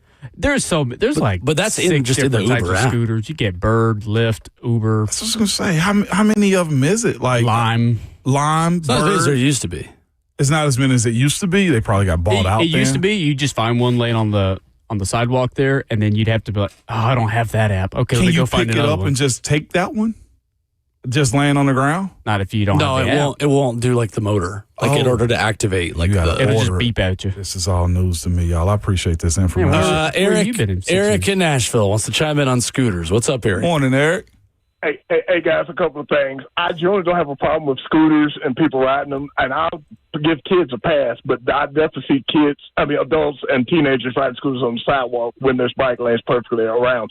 But another thing I want to pass along to you, unless they don't changed it, Belmont has banned scooters from riding on campus. And the main reason they did it was because of a safety issue, because I live in the 12 South area, and like I said, unless they've changed it, they do not allow you to ride scooters on campus because of a safety issue. So they have totally banned them. They tell them, you want to ride them, just don't ride them on campus. I don't know if any other universities do that or it's changed, but I know for a fact they did that. Guys, y'all take care. We'll You talk too, again soon. Eric. Appreciate that info. I do know. That's a walkable campus too. That's not as spread out as Yeah. Tennessee is, for example. Belmont's a little bit more hilly, too, in the It is metro hilly, area. but it's condensed. Like it's not it's very like, condensed. Yeah, it's not a huge, wide-ranging campus. So it was fascinating. Coach Foreman banned them for us. And I know Florida, well, they're also encouraged at Florida because it's so flat, too. Yeah. It's easy to get around. Walking after the game this past year, I saw that like their players are still scooter heavy around campus. We did not get at all to what we were going to get to in this segment before we get to Jim Wyatt. A Big Ten assistant said all those people who talk about how short Ruben Bane Jr.'s arms are idiots. Oh, he called them idiots. We'll talk more about that coming up at the end of Hour 3. But a Big Ten assistant coach said it is an asinine conversation the people are having about Ruben Bane Jr. Interesting. Jim Wyatt joins us next.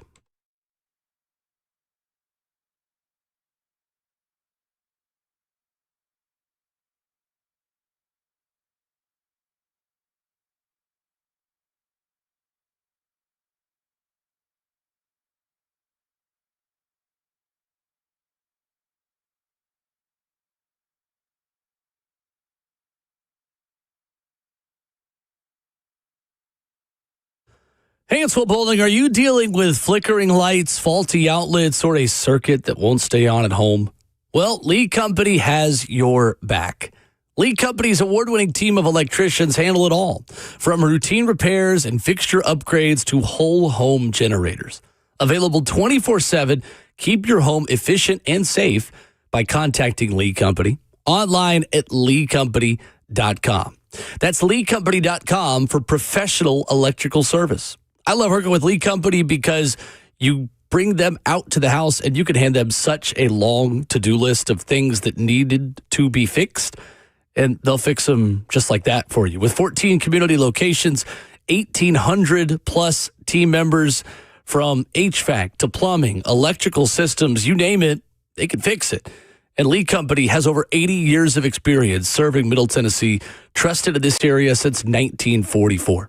Head online to leecompany.com for professional electrical service. That's Lee Company, all you need.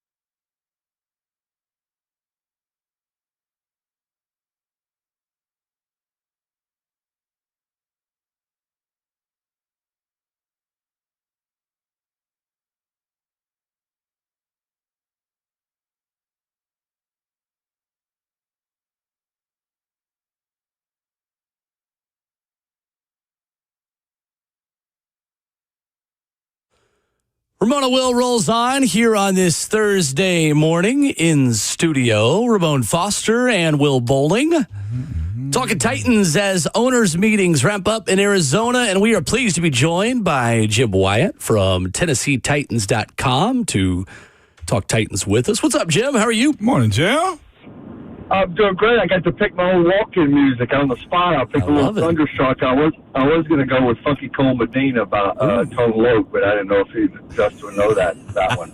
This is your walk-up song, Jim. Essentially, you're stepping in the batter's box now. That's what I'm talking about, Jim. I see the Arizona sun been good to you, huh?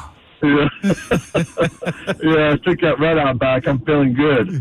I love it. A number of moves made yesterday, Jim, and I know the one that locally will get a lot of attention is Hendon Hooker joining the roster at this point. What just stands out about how he can fit into this quarterback room and just the Titans' desire to have four guys right now? This is something that Mike Borgonzi has kind of been consistent on, Jim, in wanting four guys at least at this point of the offseason with a lot of time to go. What kind of stands out about Hendon and the fit there?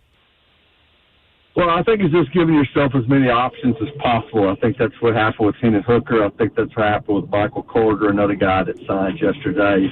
I think it still remains to be seen what happens at the quarterback position. We all know Cam Ward's the starter. You don't bring Mitchell Trubisky in here if you don't think he's going to be the backup. At least that's what my thinking is. I know both Mike Borgonzi, Robert Saleh didn't want to commit to that yet because they want to give Will a chance to show what he can do, and you bring Hendon Hooker in and then just kind of see what happens here over the next couple of weeks. I still have suspicions that other teams are going to be interested in Will. And now you've got a guy, Hendon Hooker, in the event he is moved. If he's not, then I think you let those guys battle it out. And I'm talking about Levis and Hooker, and just see who can give you the best option going in the season. I like Hendon Hooker coming out. Obviously, he had an injury. Things didn't work in Detroit. He's kind of bounced around a little bit himself, and now he's at a spot where he kind of showed himself, and then we'll just have to be patient and see how things shake out here by the end of this month. I know the other day with Mike Borgonzi and Robert Saleh speaking, they talked about the liking of the running back room. You add Michael Carter now into that running back room, a fourth-round pick of the Jets in 2021. What stands out to you about him? Well, he's played, and another guy we may get to, too, is KJ Osborne. He's another guy that has experience, and I think what Borgonzi is trying to do, what Saleh is trying to do, is just give yourself as much experience as you can get. I don't think it rules out the possibility of Jeremiah Love being picked at number 4 in this draft. If he is, certainly you're going to have competition there around him. Carter has, again, he's played in this league and he's had some success.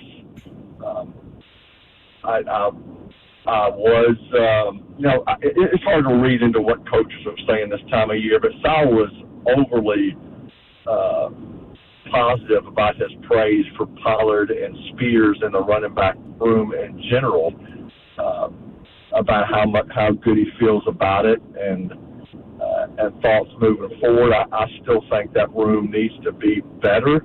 Obviously, Pollard had a big game against Saleh last year, and that was fresh on his mind, but this team needs to still be more dynamic. It needs guys who are more available.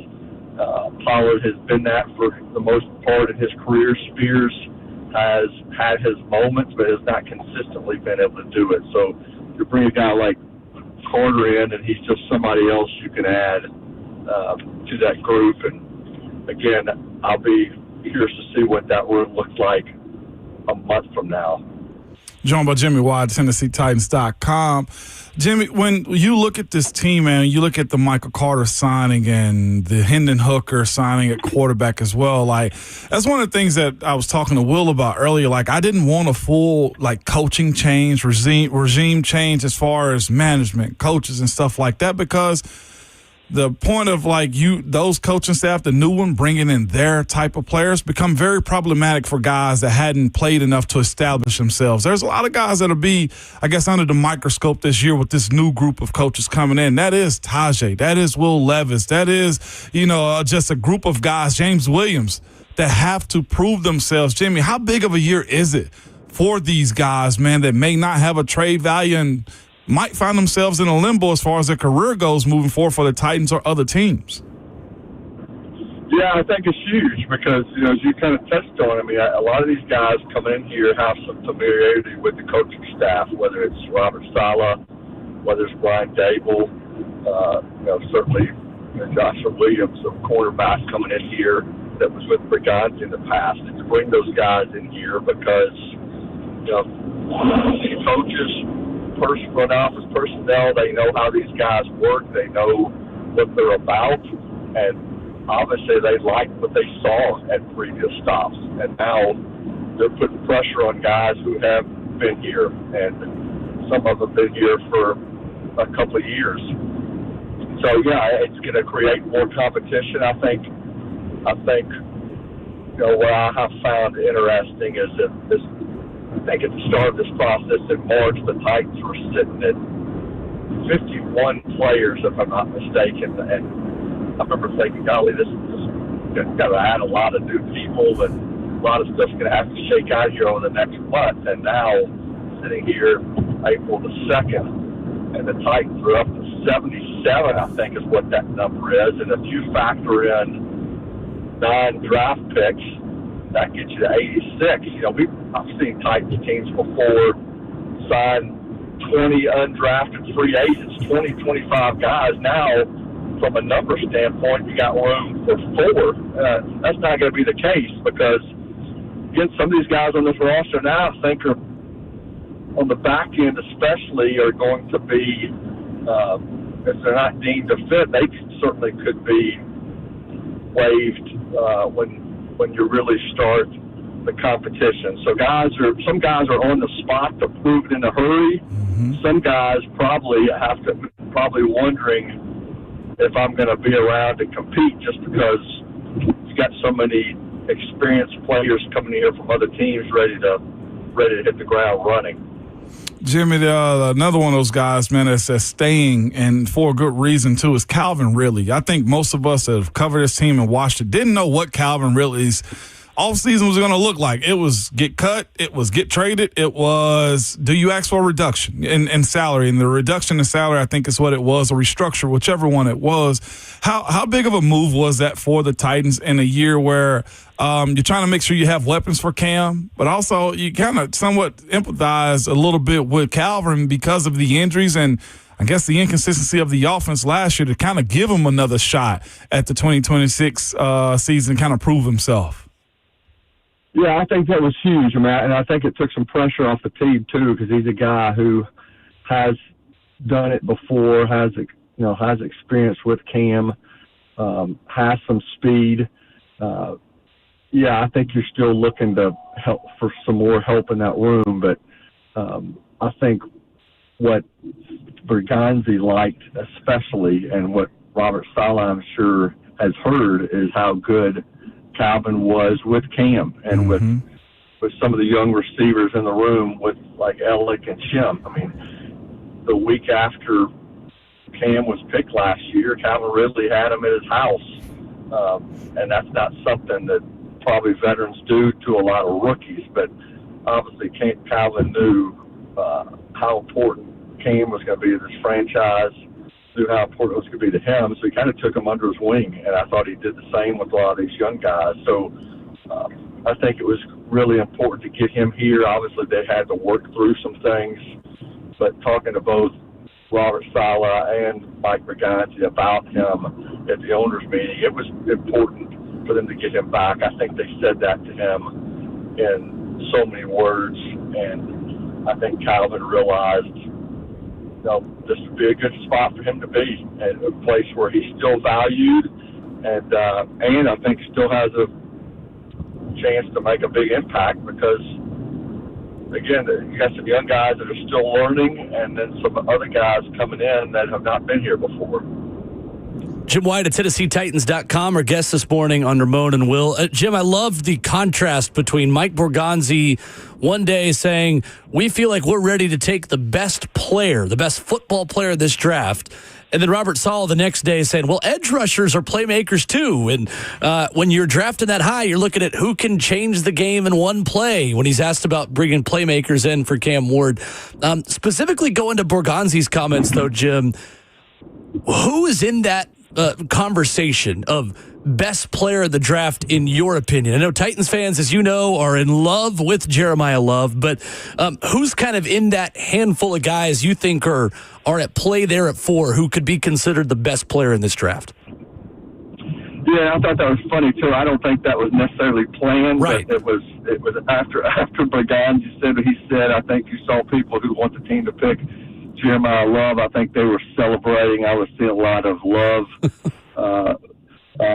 stuff on my Twitter feed, and then the very next day, those same people were just disappointed. Like the chance to get Jeremiah Love is now out the window when Saleh started talking about the edge rushers and started talking about how much he liked the running back room. Reality is, everything's still on the table. I think the guys that will be in play are probably Reese, Bailey, Bane, Jeremiah Love. I think Sonny Styles, his draft stock has gone way up. I think those are 5. I think everybody's in agreement that Mendoza's going 1. So then you start thinking, okay, what are the teams doing that are picking in front of you? And then what's going to be left? So there's always a wild card in there. I don't know who that wild card is yet. But I think the 5 I mentioned are probably the guys that are being the mix, and then it's just a matter of how you see those guys, how you have them graded on your board. I like Jeremiah Love myself and think he's going to be a stud in this league, and I don't think it's too early to pick a running back at number 4 for a guy who can change the fortunes of your franchise for years and years. I've seen running backs, change things here from Eddie George to Chris Johnson to Derrick Henry. And if you think he's one of those guys, then you pick him. But if you think one of those edge rushers is a can't-miss guy, then maybe that's where you go. But, it's just hard to know. Like last year, I thought coming in the draft, I thought Abdul Carter was going to come in and wreak havoc on the league. And while he had some success late, he has not been awesome like a lot of people thought. So you better make sure one of those guys is awesome if you're passing on Love, I think. Jim, it's so interesting looking at this franchise in recent memory. It feels like we've been able to narrow down their first-round pick to 2 or 3 players. And obviously last season after the Combine, the writing kind of seemed to be on the wall with Cam when they signed a backup quarterback in Brandon Allen in free agency. But can you remember a time where there have been this many options with where they could go with their first-round pick, Jim? Because I feel like there's 5 or 6 names that of guys that play mostly different positions who are all viable options here that people are going to kind of be nodding their heads and high-fiving and celebrating the Titans draft party saying, all right, I can see that working. Yeah, and I think you see it more when you're picking later. I think picking at 4, I think more times than not, you probably have a pretty good feel on who that guy's going to be, or maybe 1 or 2 guys it could be. It is interesting this year that it could go in a number of different directions. I think part of that's because of what this team's done in free agency, and you have given yourself a little bit of flexibility there because you got other guys in the room. But it is interesting that, and that's not just the case at 4. I think even before the Titans pick, I think there's still some intrigue on who guys are going to be. So this draft, I think, is going to be wide open. Again, I think everybody's assuming Mendoza's 1, but after that, I don't think there's I've seen a lot of different players picked at number 2 in this draft, which is going to make it really interesting. Jim, as far as the defensive additions that the Titans have, man, we watched Jeffrey Simmons have a career year this past year. What could all those additions mean to him? And I'm asking in the sense of what's next? Does a campaign for Defensive Player of the Year become part of Jeffrey Simmons' story for 2026 as he's hitting that prime spot now? Well, I think he's certainly developed into maybe one of the best defensive players in the league. There's no question about that. And it's really, I've really been impressed with Jeff, just not only the way he plays on the field, but just how he has taken things to another level from a leadership standpoint, from what he does in the community standpoint, from pushing guys to be better and want to win standpoint. I mean, Jeff has matured enough now where he certainly he's nowhere close to being done in this league, but you can't play in this league forever. And he's now been in this league since 2019. He's now gone through back-to-back 3 and 14 seasons and gone from playing in AFC championship games to now picking first and fourth in the league. I mean, he wants to win, and he's trying to make people better around him. He has turned his game into something special, and now when you bring in John Franklin Myers, and you bring in corners who can maybe be better for you in the secondary, and add potentially some guys in the draft who can make this defense better. I think he's got to feel better about what it's going to mean for the team and what it's going to be better for him. And when you can win more than 3 games and you can compete for divisions and for conference titles and hopefully a Super Bowl one year, then that you find your way into those conversations more about defensive MVP. He obviously was All-Pro last year, but if he was on a better team doing this, I think he potentially would have been more of a contender for Defensive Player of the Year last year himself.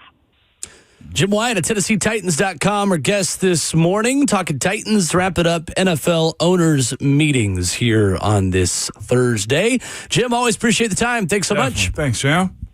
Okay, y'all have a good week. Appreciate it. Yes, sir. Jim Wyatt with us this morning.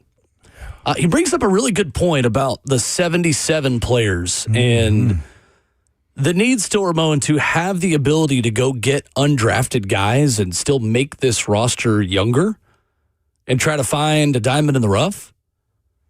I think there may be some more trade scenarios of guys that are here that might not be here through camp that maybe are more realistic than they would be in years past, just considering how many other moves you've made. Yeah. Like, is it a total foregone conclusion, Ramon, that Tajay Spears is on the roster for training camp? No, it's not. Is it a foregone conclusion that James Williams or, I don't know, can't think of another person off the top of my head, but like I'm thinking of the guys like that who are second, third, fourth year guys. Maybe not second year, but. I mean, but you have to consider that, right? Guys on rookie contracts still who you may try to get something for while they still have some value. And it's to that point of like how many guys you got, and Jimmy bringing up the fact that they can still bring in over 20 free agents, undrafted free agents, or later in the process, veterans. Like, I do think there's an overhaul still happening when you look at the guys that have been here versus the ones that this group of coaches want to bring in the building too. That is that side. Like, you were 3 and 14 for a reason. Some of those guys are still a part of this team as well. Like, I know Austin Deckler, I think, is a part of this squad too right now. Austin Deculus. Deculus is a part of this team too as well. And he might not fit what you thought that you wanted as a player on this team, but he fits clearly what this coaching staff wants and need. And they want to remove some of these guys that have been a part of this hangover of losing. Like, I continually bring up the conversation that Cam Newton brought up on his podcast about when he walked into the Carolina Panthers locker room. And it's disrespectful to say, but he thought it was a room or team full of losers. Like, not in the fact that they are personally or they're not good enough. Yeah, right. But the mentality. And when you got 77 players already on team and you hadn't even drafted or went through the free agency side of it, some of these guys will, to your point, and especially when you bring in running backs that are very similar to the ones that you got in the building already as far as Tajay Spears goes, I'd be nervous is where I would be at. No lie about it. I would be counting numbers, looking over my shoulder, who's here, who's not. And that's just natural when you talk about a 53-man roster. Yeah.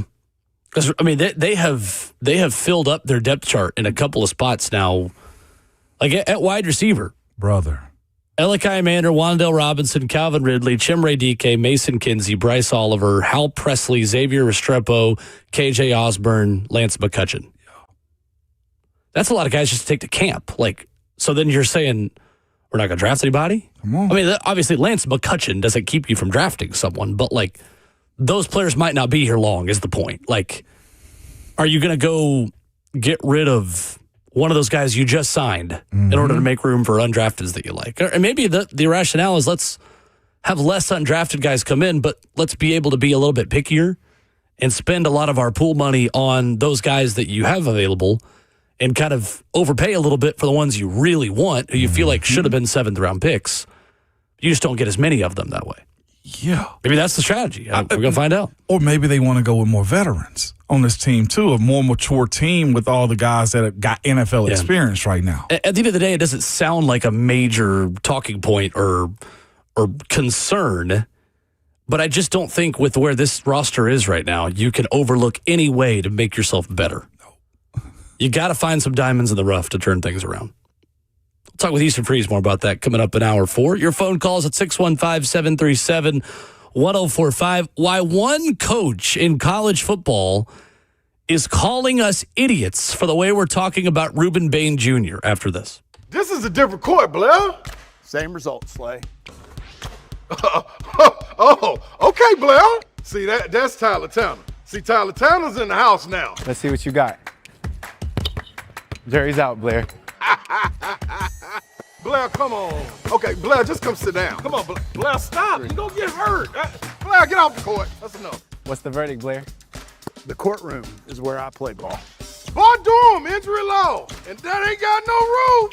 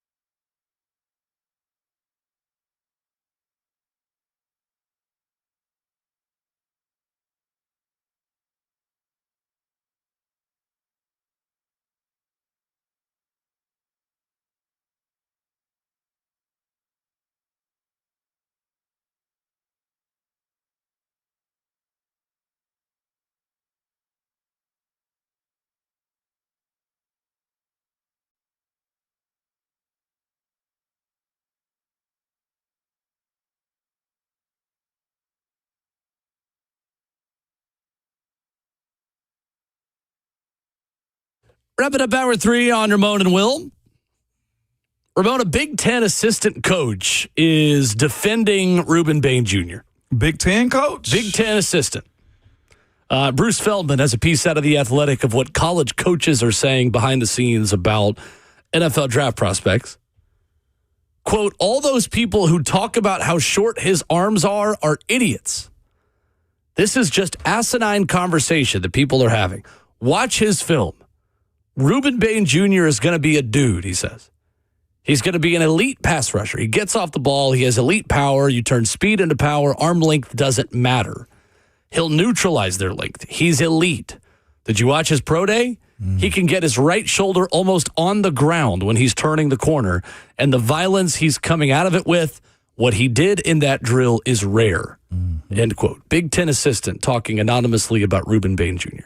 I think everybody feels that way. It's just that nobody wants to be wrong. Not everybody. Well, yeah. My point on like that side of it is nobody wants to be wrong. If you are the GM that's overtaking Ruben Bane Jr., and I would say in the top 10, I think after the top 10, we can dead the conversation, to be quite honest with you, because when you personally look at top 10 draft picks in almost any level, those guys are supposed to be, I hate to use this word, but generational. They're at least supposed to be constant impact players all the time. All first rounders are supposed to be, but if you're going top 10, we're talking about absolutely wrecking the league is the expectation. Now, Jim Wyatt brought this up with us just a second ago. We thought Abdul Carter was going to do this as well.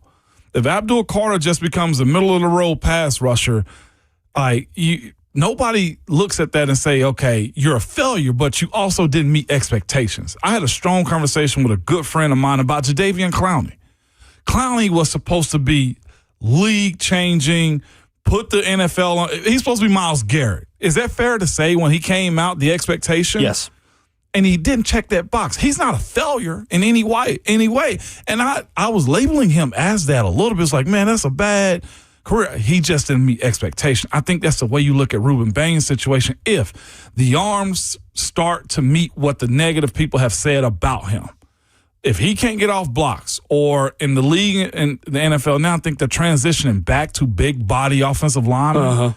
If he gets swallowed up because of the arms and you don't see the explosion, you get fired. And that's what I mean. Nobody wants to be wrong on Ruben Bane, even though the tape suggests differently. To your point about expectations, Abdul Carter still was not bad last year.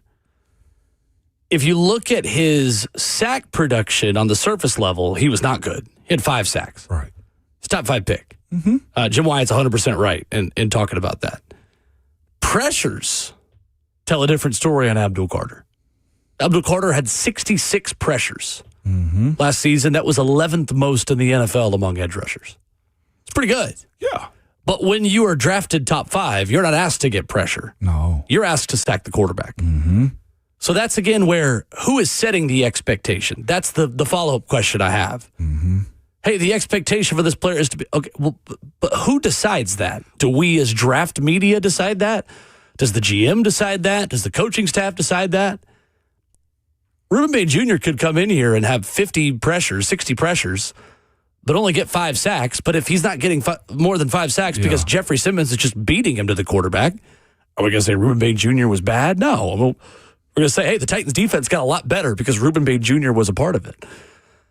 That's where I think Bane is such an interesting one, because I do think he is more disruptive overall in the run game and the pass game than he is a finisher. Yeah. Granted, he went 6 weeks without a sack at Miami this past season. That's not normal for someone that's typically drafted in the top 5 or in the top 10 at edge rusher, but he turned it back on for the playoff, and he's so disruptive in that time that, well, part of the reason why he's not getting some of those sacks is because Hakeem Messidor's beating him to the quarterback. Yeah. I just want to be a hater real quick, though, too. Okay. When did pressures equal success? Well, if it results in a good result for your defense. Like if you pressure the quarterback and you force an errant throw or an incompletion or a throwaway, then that's what equates to success. I know. It's just my side of it, too, because offensive linemen live for pressure, and pressure still means completions, too, is my only thing. Sometimes. It's your offensive line hate. I hate that new analytical side of PFF. Like you get pressure just for, or you get credit for just for getting a little bit of pressure? Yeah, I admitted I was going to hate on it. No, you did. I did. You're like the opposite of Major League Baseball players who get credit for succeeding 30% of the time. You guys don't get credit when you succeed 90% of the time. Yeah. And that involves pressure. You can win 9 out of your 10 snaps on any given game, and that would be considered a bad day at the office for you. Yeah. Yes. It's going to be all right. I feel your pain, though. I don't. I can't relate to it because But you can relate to it I was because not an NFL player for 11 years, but I understand. Let's go to John in Nashville as you take a deep breath. Good morning, John. Good morning, John. John, what's up? What's up, John? Hey, good morning. Morning. I was just listening in about the whole losers conversation you guys were having, and I'm not trying to be doom and gloom or all that. But one thing I haven't really heard anybody talking about is a lot of these players that we're picking up are from the Giants, the old Jets. So it's kind of like we're getting players that kind of are coming from the same team that kind of had the same mentality of the Titans. And I just wonder, is that something to be worried about, or is that just, that's just how it is? Or yeah. I look at it like this with a quick answer, though, John. I think teams will be fighting over getting Jeffrey Simmons, and he was on a losing team. Right. Not every part of the losing is specifically that player, this player. I say this all the time, John. Some coaches suck. Some organizations are just bad. Some teams just have a bad aura about them that have to be changed. And if you have the opportunity to individually collect their good parts and coach them in a system that works for them as well, you can find success, though, too. I also don't really think you can use defensive players from the Jets as that example because that Jets defense was not the reason they were bad. That's very true. Those were top 10 defenses in the NFL. So to say, oh, you're bringing in guys from a bad organization. It wasn't a bad defense, though. Like Jermaine Johnson's not catching passes. Yeah.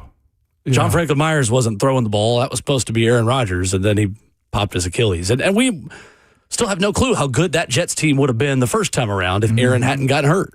Yeah. And then you get post-Achilles Aaron, and then you kind of devolve into something else there. But I'd love to know the alternate history of how the Robert Saleh era goes in New York if Aaron Rodgers doesn't have the injury. You might not have him as a coach right now. Maybe not. Maybe it goes the same way. I don't know. But no, I don't think that's a concern. I mean, for all intents and purposes, Aaron Rodgers helped the Steelers team get to the first round of the playoffs. It's true. If you want to correlate it to him not getting injured. There is trouble in Philadelphia, Ramon. That's always true when they wake up in the morning. Great city. Usually trouble. Inside the Eagles' friction with Jaylen Hurts. And what this means for Cam Ward after this.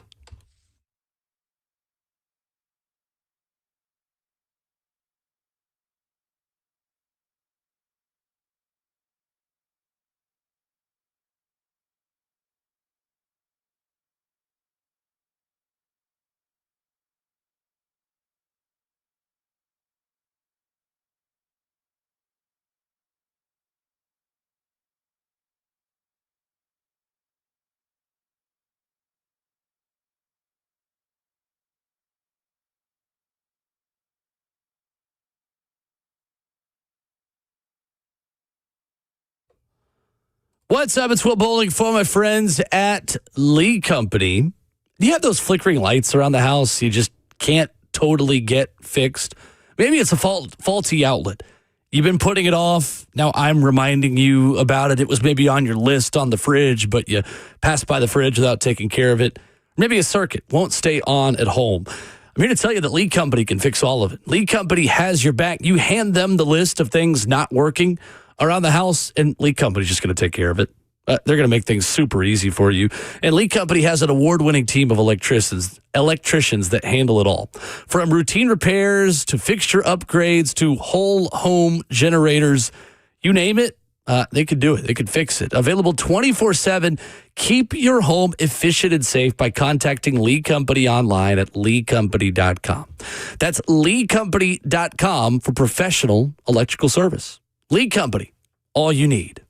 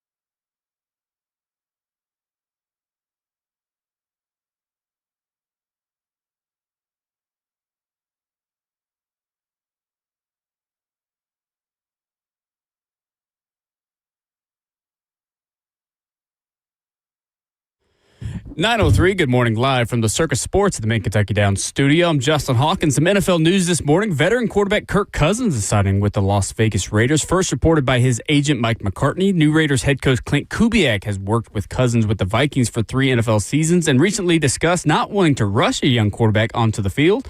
Well, the former Falcons, Vikings, and Washington quarterback will add a veteran presence in a quarterback room that's expected to add Indiana quarterback Fernando Mendoza with the first overall pick later this month. Yesterday was a busy day for the Tennessee Titans, making 4 depth signings to the roster, signing 2 wide receivers in KJ Osborne, a 5th-round draft pick in 2020 to the Vikings, and Lance McCutcheon, who spent some time with the Titans last season on the practice squad. The Titans also signed quarterback Hendon Hooker, a 3rd-round pick to the Lions in 2023 and has played in 3 career games, all in 2024. They also signed running back Michael Carter, who's played in 61 career games and will enter his 7th NFL season. Tonight, it's a late one for the Nashville Predators as they take on the LA Kings in Los Angeles with a 9:30 p.m. Central puck drop. A lot of implications on the line in this one as the Kings took over the 2nd wildcard spot and now sit 1 point over the Nashville Predators. A win would put the Preds back into a playoff spot. For all your foundation repair waterproofing needs, you got to go to USSTN.com. Breaking news at once on all your home for the Titans and Vols. This is 104.5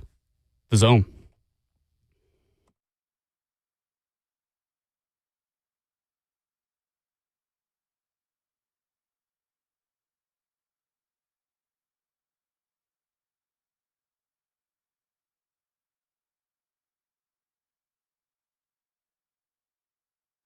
Away we go into the 4th and final hour on your Thursday edition of Ramon and Will. 615-737-1045. How you join us?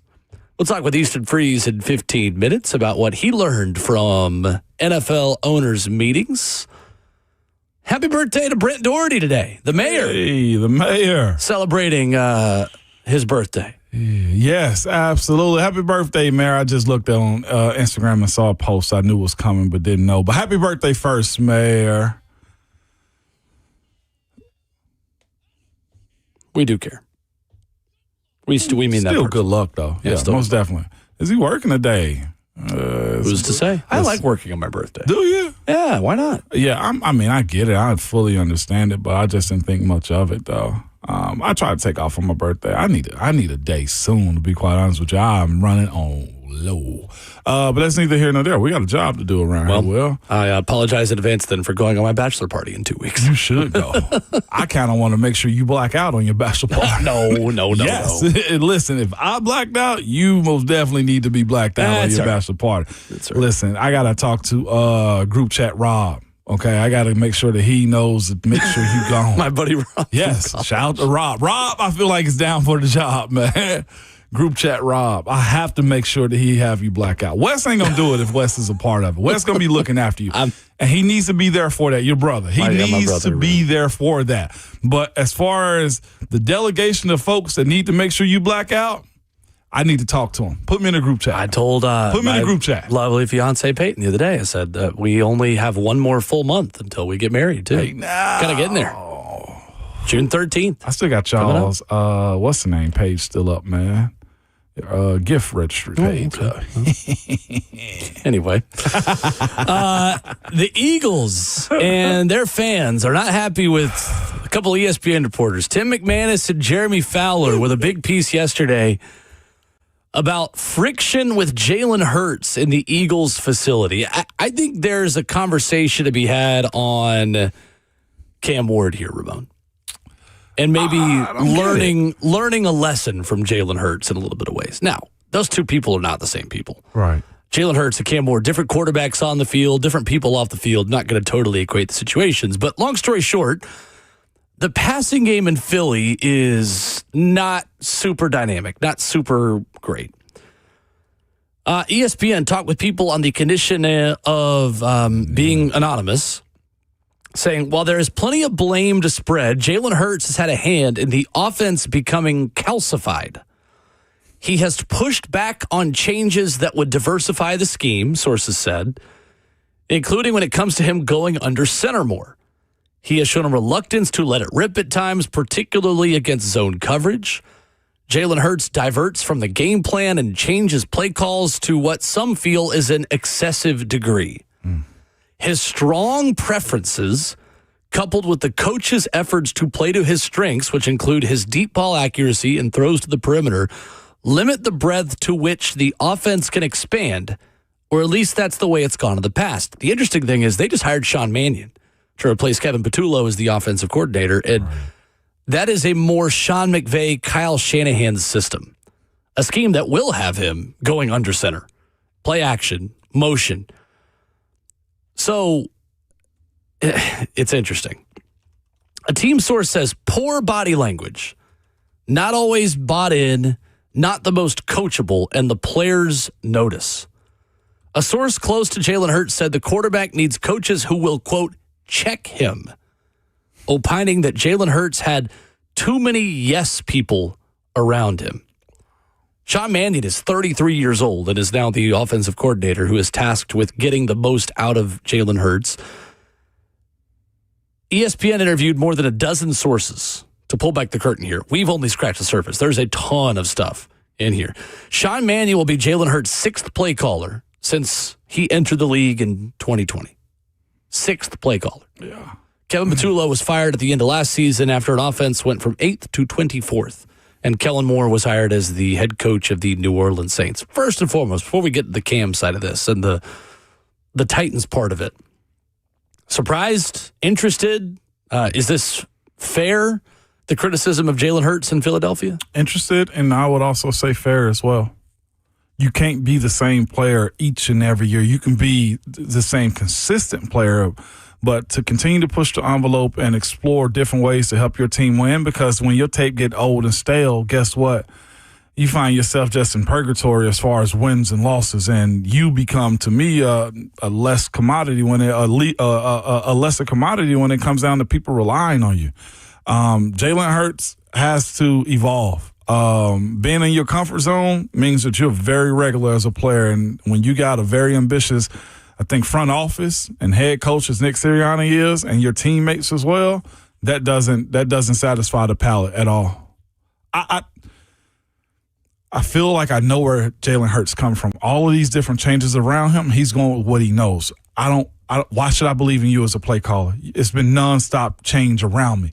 But when you are a team that's in the middle of Super Bowl runs, and I do mean that for the Philadelphia Eagles, I got to know that you're pushing just as much as I am. And it seems to me that Jaylen Hurts, the way he presents himself to his teammates, and especially if this nonchalant, passive attitude doesn't correlate to the field, right, is problematic. That's where him and Cam couldn't be more different. Yeah.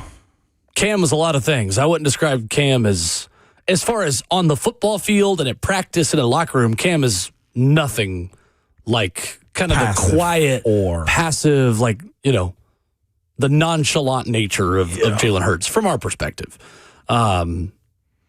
I thought this was interesting. Force fields are good. This is in the article at ESPN.com. Force fields are good for keeping unnecessary distractions out, but bad for connectivity and allowing essential items in.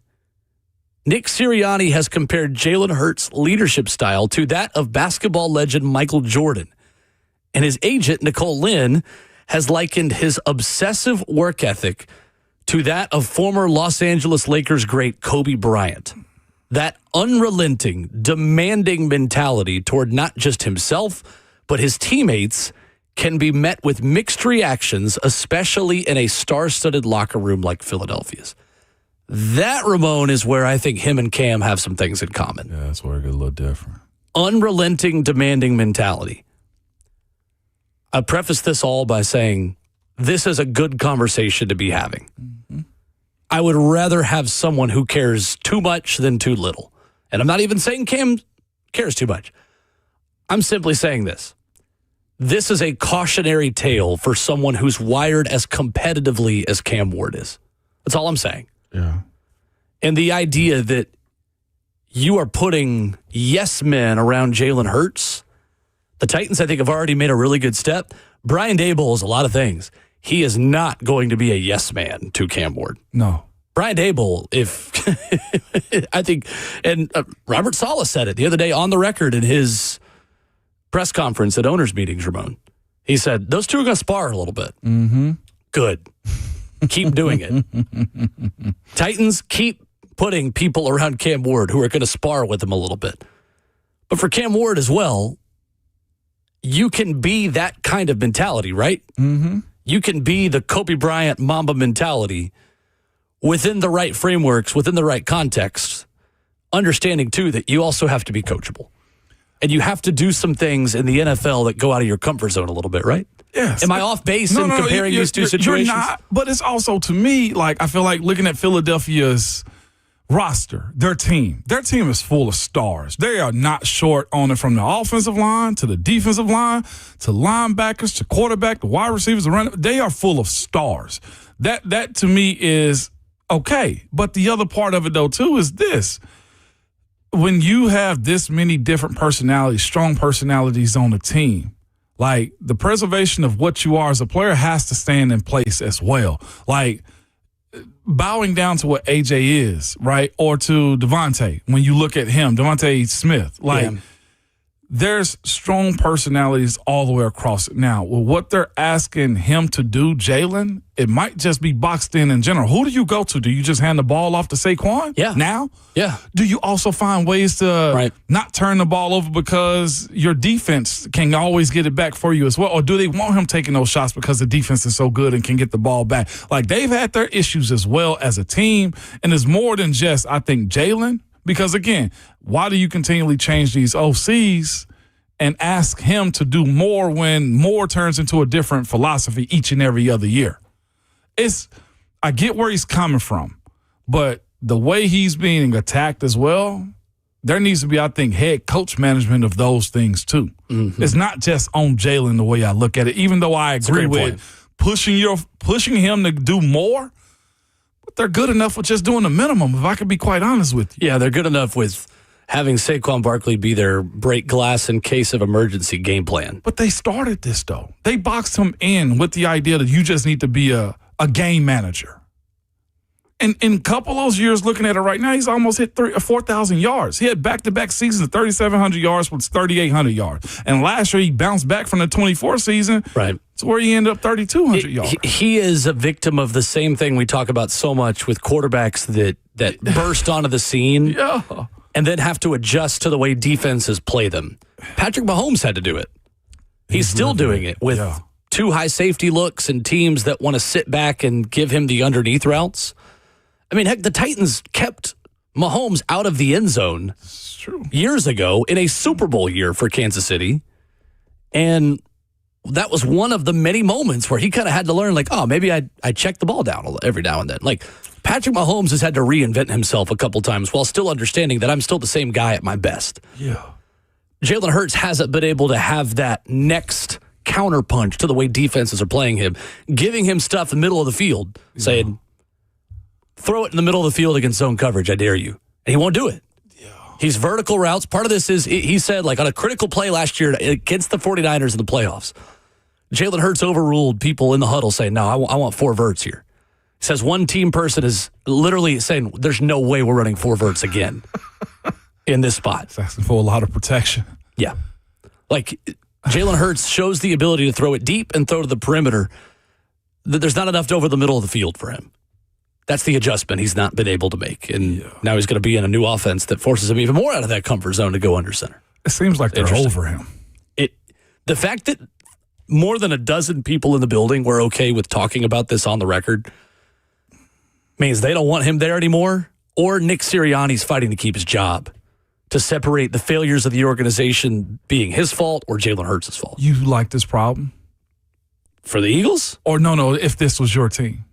I would not like this story at all if this was about the Titans. Because it's a sign of kind of the last dance. Like, I get last dance vibes from Philly. Yeah. And we'll talk to Easton here in a second, too. And the biggest conversations, everybody's talking about AJ. Easton has a strong opinion about that and what's going to happen in the next few months. Easton also was there for owners' meetings, talking with Robert Saleh and Mike Borgonzi, and he will join us coming up next.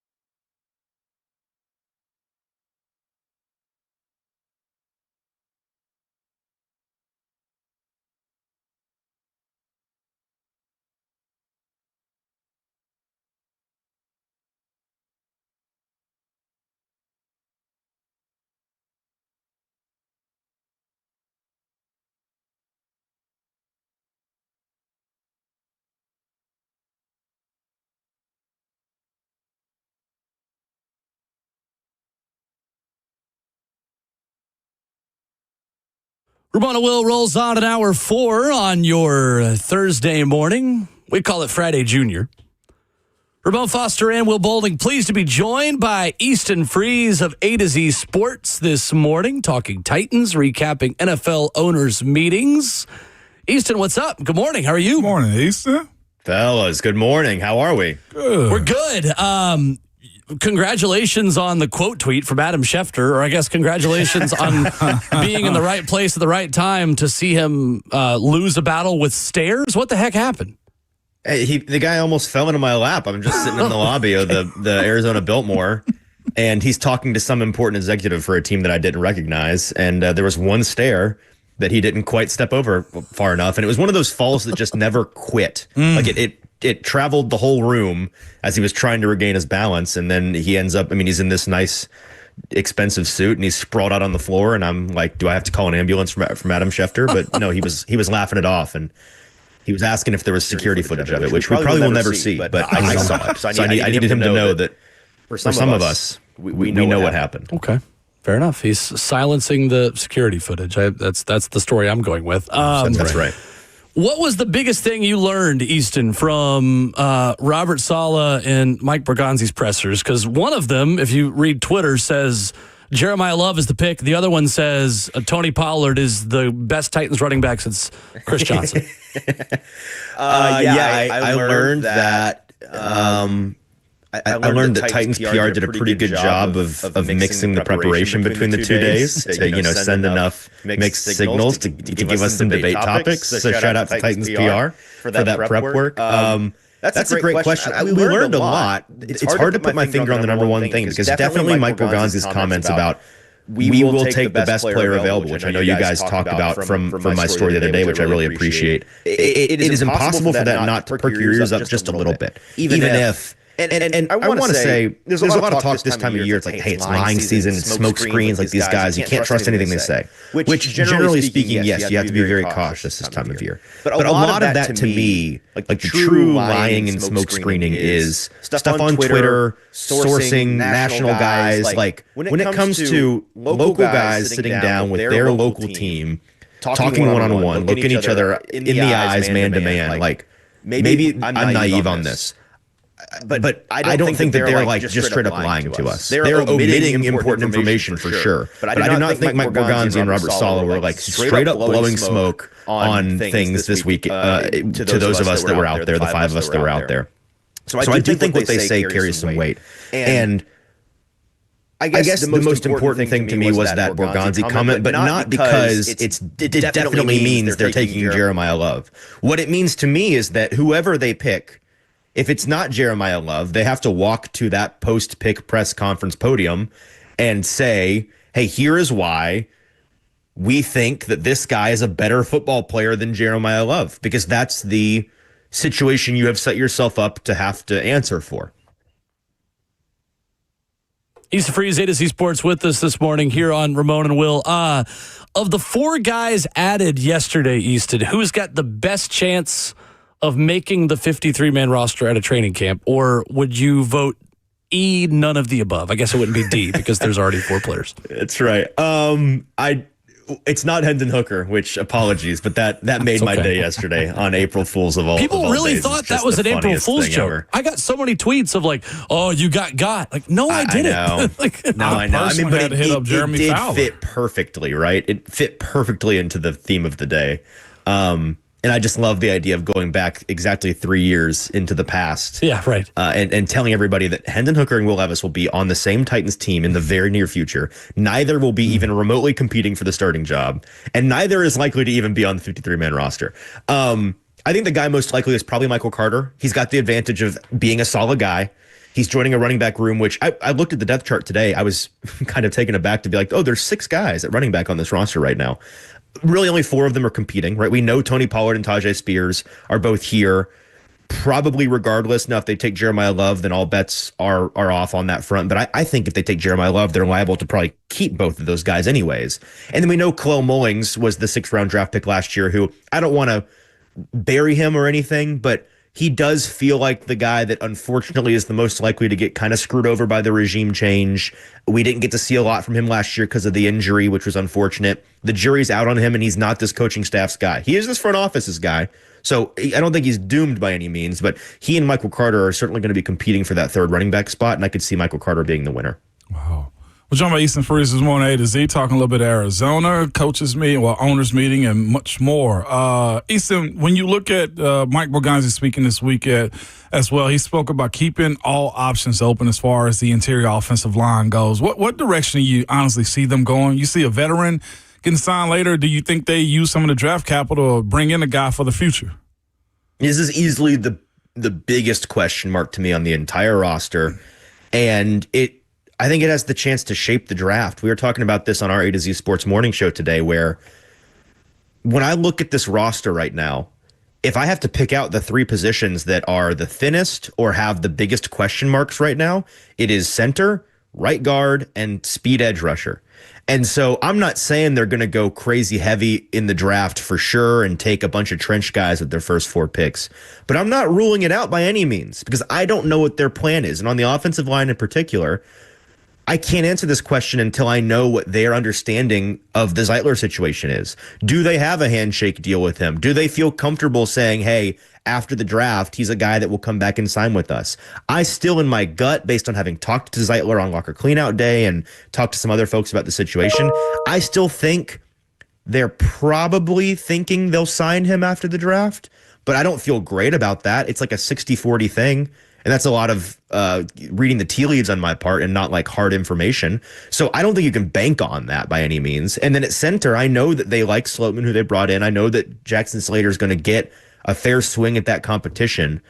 But my thing is if we go back a month in time right now and tell everyone, including ourselves, that their plan after free agency at center is going to be we cut Cushenberry and we sign a guy named Austin Sloatman, who, let's be honest, nobody in town knew who that was until they signed him, and Jackson Slater, who none of us were really thinking about him as a center until this offseason. We all thought that he might be in line to be that next right guard. So I just don't think that would have been a plan that was very satisfactory to all of us a month ago. Not to say that it can't work. I think it can. But again, is that a thing you want to bank on going into a year that is so important, especially for Cam Ward? So I'm continuing to lean more and more into, man, I think they might draft highly one of these positions, maybe both of these positions. I really don't know. With that same line of conversation, Easton, where is Cam and his rehab and shoulder and throwing? I think a lot of us left this offseason at last game and thought Cam was going to have surgery or there was going to be something the way it was described. Have they given any more information about where he is? Will he start off OTAs on the field with the guys?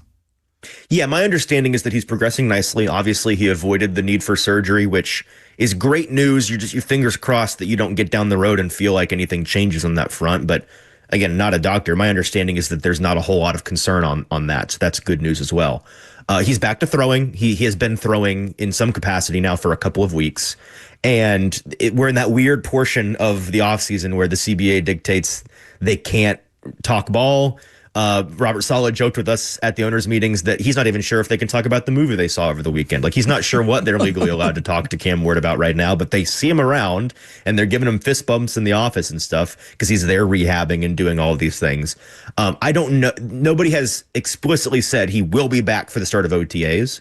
But again, based on my understanding from medical professionals about what the timeline is for this kind of thing, and where I know he started to throw again, which was, again, maybe 2 weeks ago at this point, a week ago or so, I do think that he is progressing to be able to be back, if not at the very beginning of OTAs, by the end of OTAs and be back throwing with the team, which is great. Easton Freeze, A to Z Sports with us here on Ramon Will. Easton, we've talked so much about the fourth pick. I want to skip ahead to 35 because at 35, you were on the fringes of the first round and you may probably, most likely, have the chance to draft somebody there who many people will believe should have been picked in the first round. Where do you feel like this team is with its sweet spot of positions that they can and are most likely to address starting on day 2 of the NFL draft? We know it's running back, it's edge, maybe an outside shot at a Carnell Tate, but it feels like it's running back or edge or Sonny Styles at 4. Where do you think those positions are kind of at then going to the second round at 35 and what's most likely to be addressed there for you? So I love picking at the top of day 2. I think it's the position that might be year over year the highest leverage position to be in. Obviously, trading out of a top 10 pick or any first round pick is going to net you the most. But I think finding trade partners are really difficult. Like, it has to be a situation that happens to make a whole lot of sense for a team that's willing to swing for the fences. Teams are really willing to trade up into the top of the second round. We see it every year. Because of, like what you said, narratively, we have roughly 21 hours between the end of round 1 on Thursday night and the beginning of round 2 on Friday night, where everybody in media, everybody in all the fan bases, and certainly everybody in every front office is licking their chops at the 2 or 3 or 5 guys left on their board who they had as worthy of being first round picks who are still available. And you feel like you're getting a bargain if you can get one of those guys. We saw last year the Titans trade out of this spot, and I think fans should be prepared for them to do the same thing, because we know that this team loves the idea of having a dozen top 100 picks in these first 3 years of the Borgonzi cycle, which they're currently slated to have 9, which is not a dozen, so they'd have to add some somewhere. This is a spot to do that. And in this draft in particular, I've talked to a handful of different teams, but the Titans themselves too. Everybody seems to agree that this year, not the greatest at the very top of the class, but there are a trillion third-round graded guys that are like you'd love to take in that meat of day 2, useful players, guys with some real high upside, with just a couple of big question marks that bump them down. But there are a bunch of guys in that range. And so having as many picks there as you can would be ideal. So that's number 1. Do not rule out them finding a suitor to come up to 35 and for them to add another day 2 pick. If they stick at 35, I continue to come back to wide receiver. Now, on the topic of interior offensive line, I don't want to rule that out entirely. There are guys like Emmanuel Pregnon out of Oregon and Chase Pasantis out of A&M who are likely to be on the board there, and I think are likely to be in consideration for the Titans.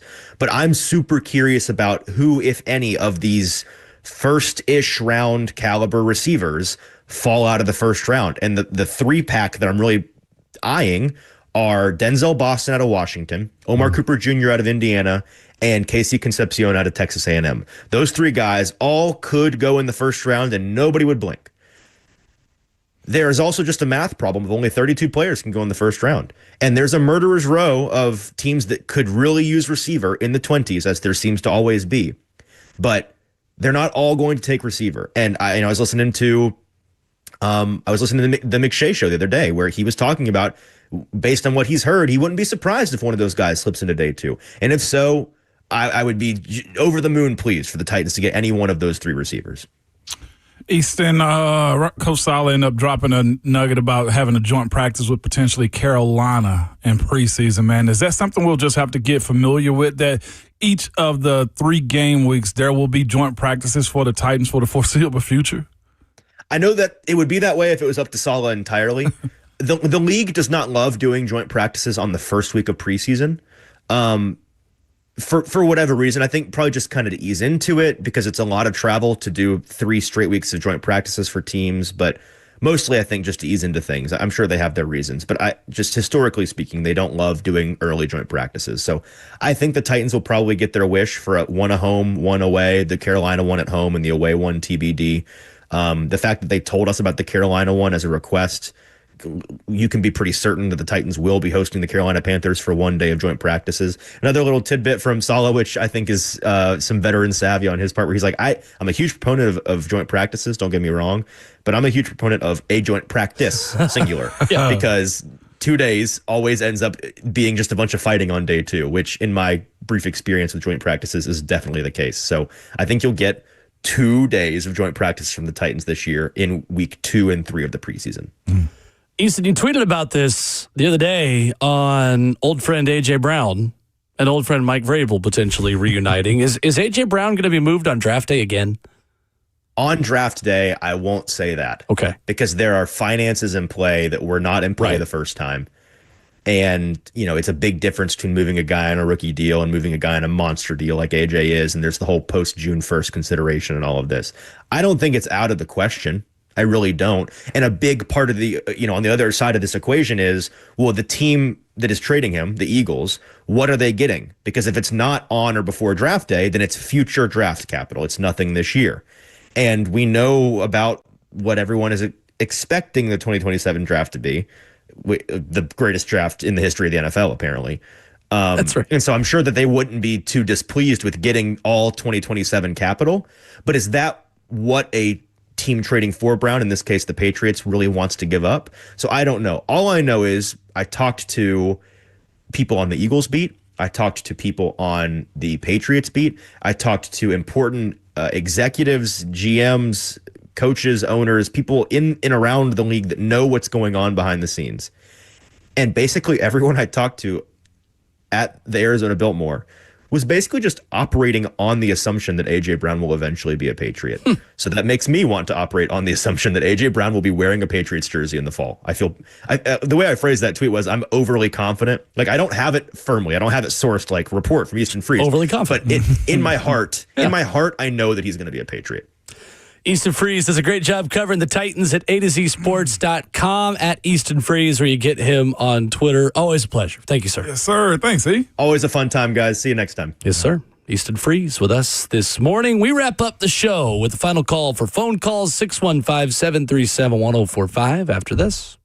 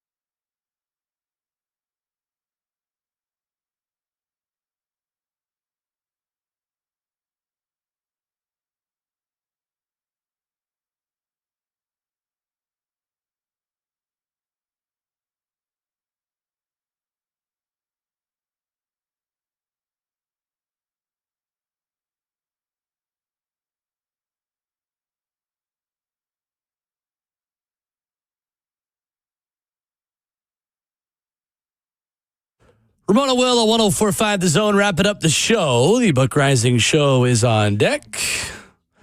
Coming up tomorrow morning, we'll be joined by Brent Hubbs at 7:20, Sam Monson of the 33rd team at 8:20, and, of course, our very good friend. Yes. Television's Ron Slay at 9:20.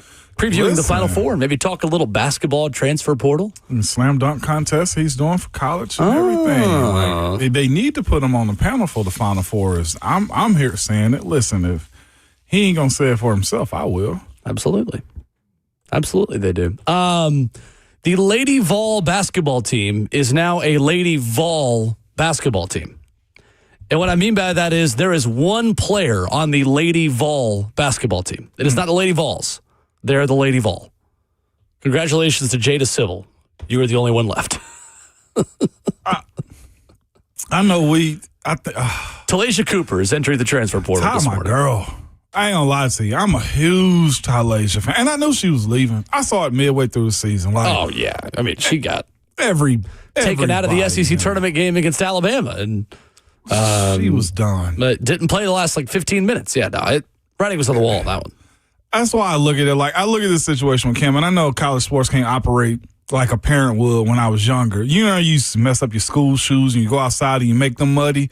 And now going into the next school year, you will not get new school shoes. Or it's the summertime, you're not supposed to put those shoes on, and your mom make you wear the dirty shoes to school all year long. That's the way I look at Kim's situation, Kim Caldwell's situation with the Lady Vols.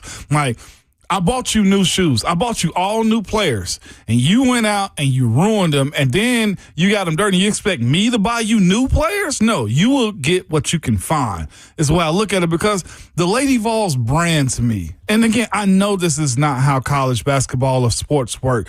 They have a purse of money that they can use to go get new players. And they got, of course, Olivia coming in as well. What's Olivia last name? Edwards. Olivia Edwards coming in, a perennial All-American. She's dunking in the All-American basketball game. She's CP3, Candace Parker 2.0 in some capacity. Maybe not Candace to the core, but she's in that conversation. And you mean to tell me you couldn't hold together a roster of other All-Americans, McDonald's All-Americans, and the twins, the Paldo twins, and others to also help Olivia Edwards be successful? Because here's the thing. The women's game is predicated on spending at least 3, maybe 4 years in college the whole time. And you lost numerous McDonald's All-Americans and high-rated players. I forget the girl that was from Ohio, but she was a Gatorade Player of the Year 3 times in a row. And you lost every single one of them. Denia Prawl, who you're thinking of? Yeah, I think she was from Ohio. I don't think it was Prawl. But she was like Ohio's Gatorade Player of the Year 3 times in a row. Yeah, Denia Prawl was IMG. Yeah. And I'm all for believing what Kim can do.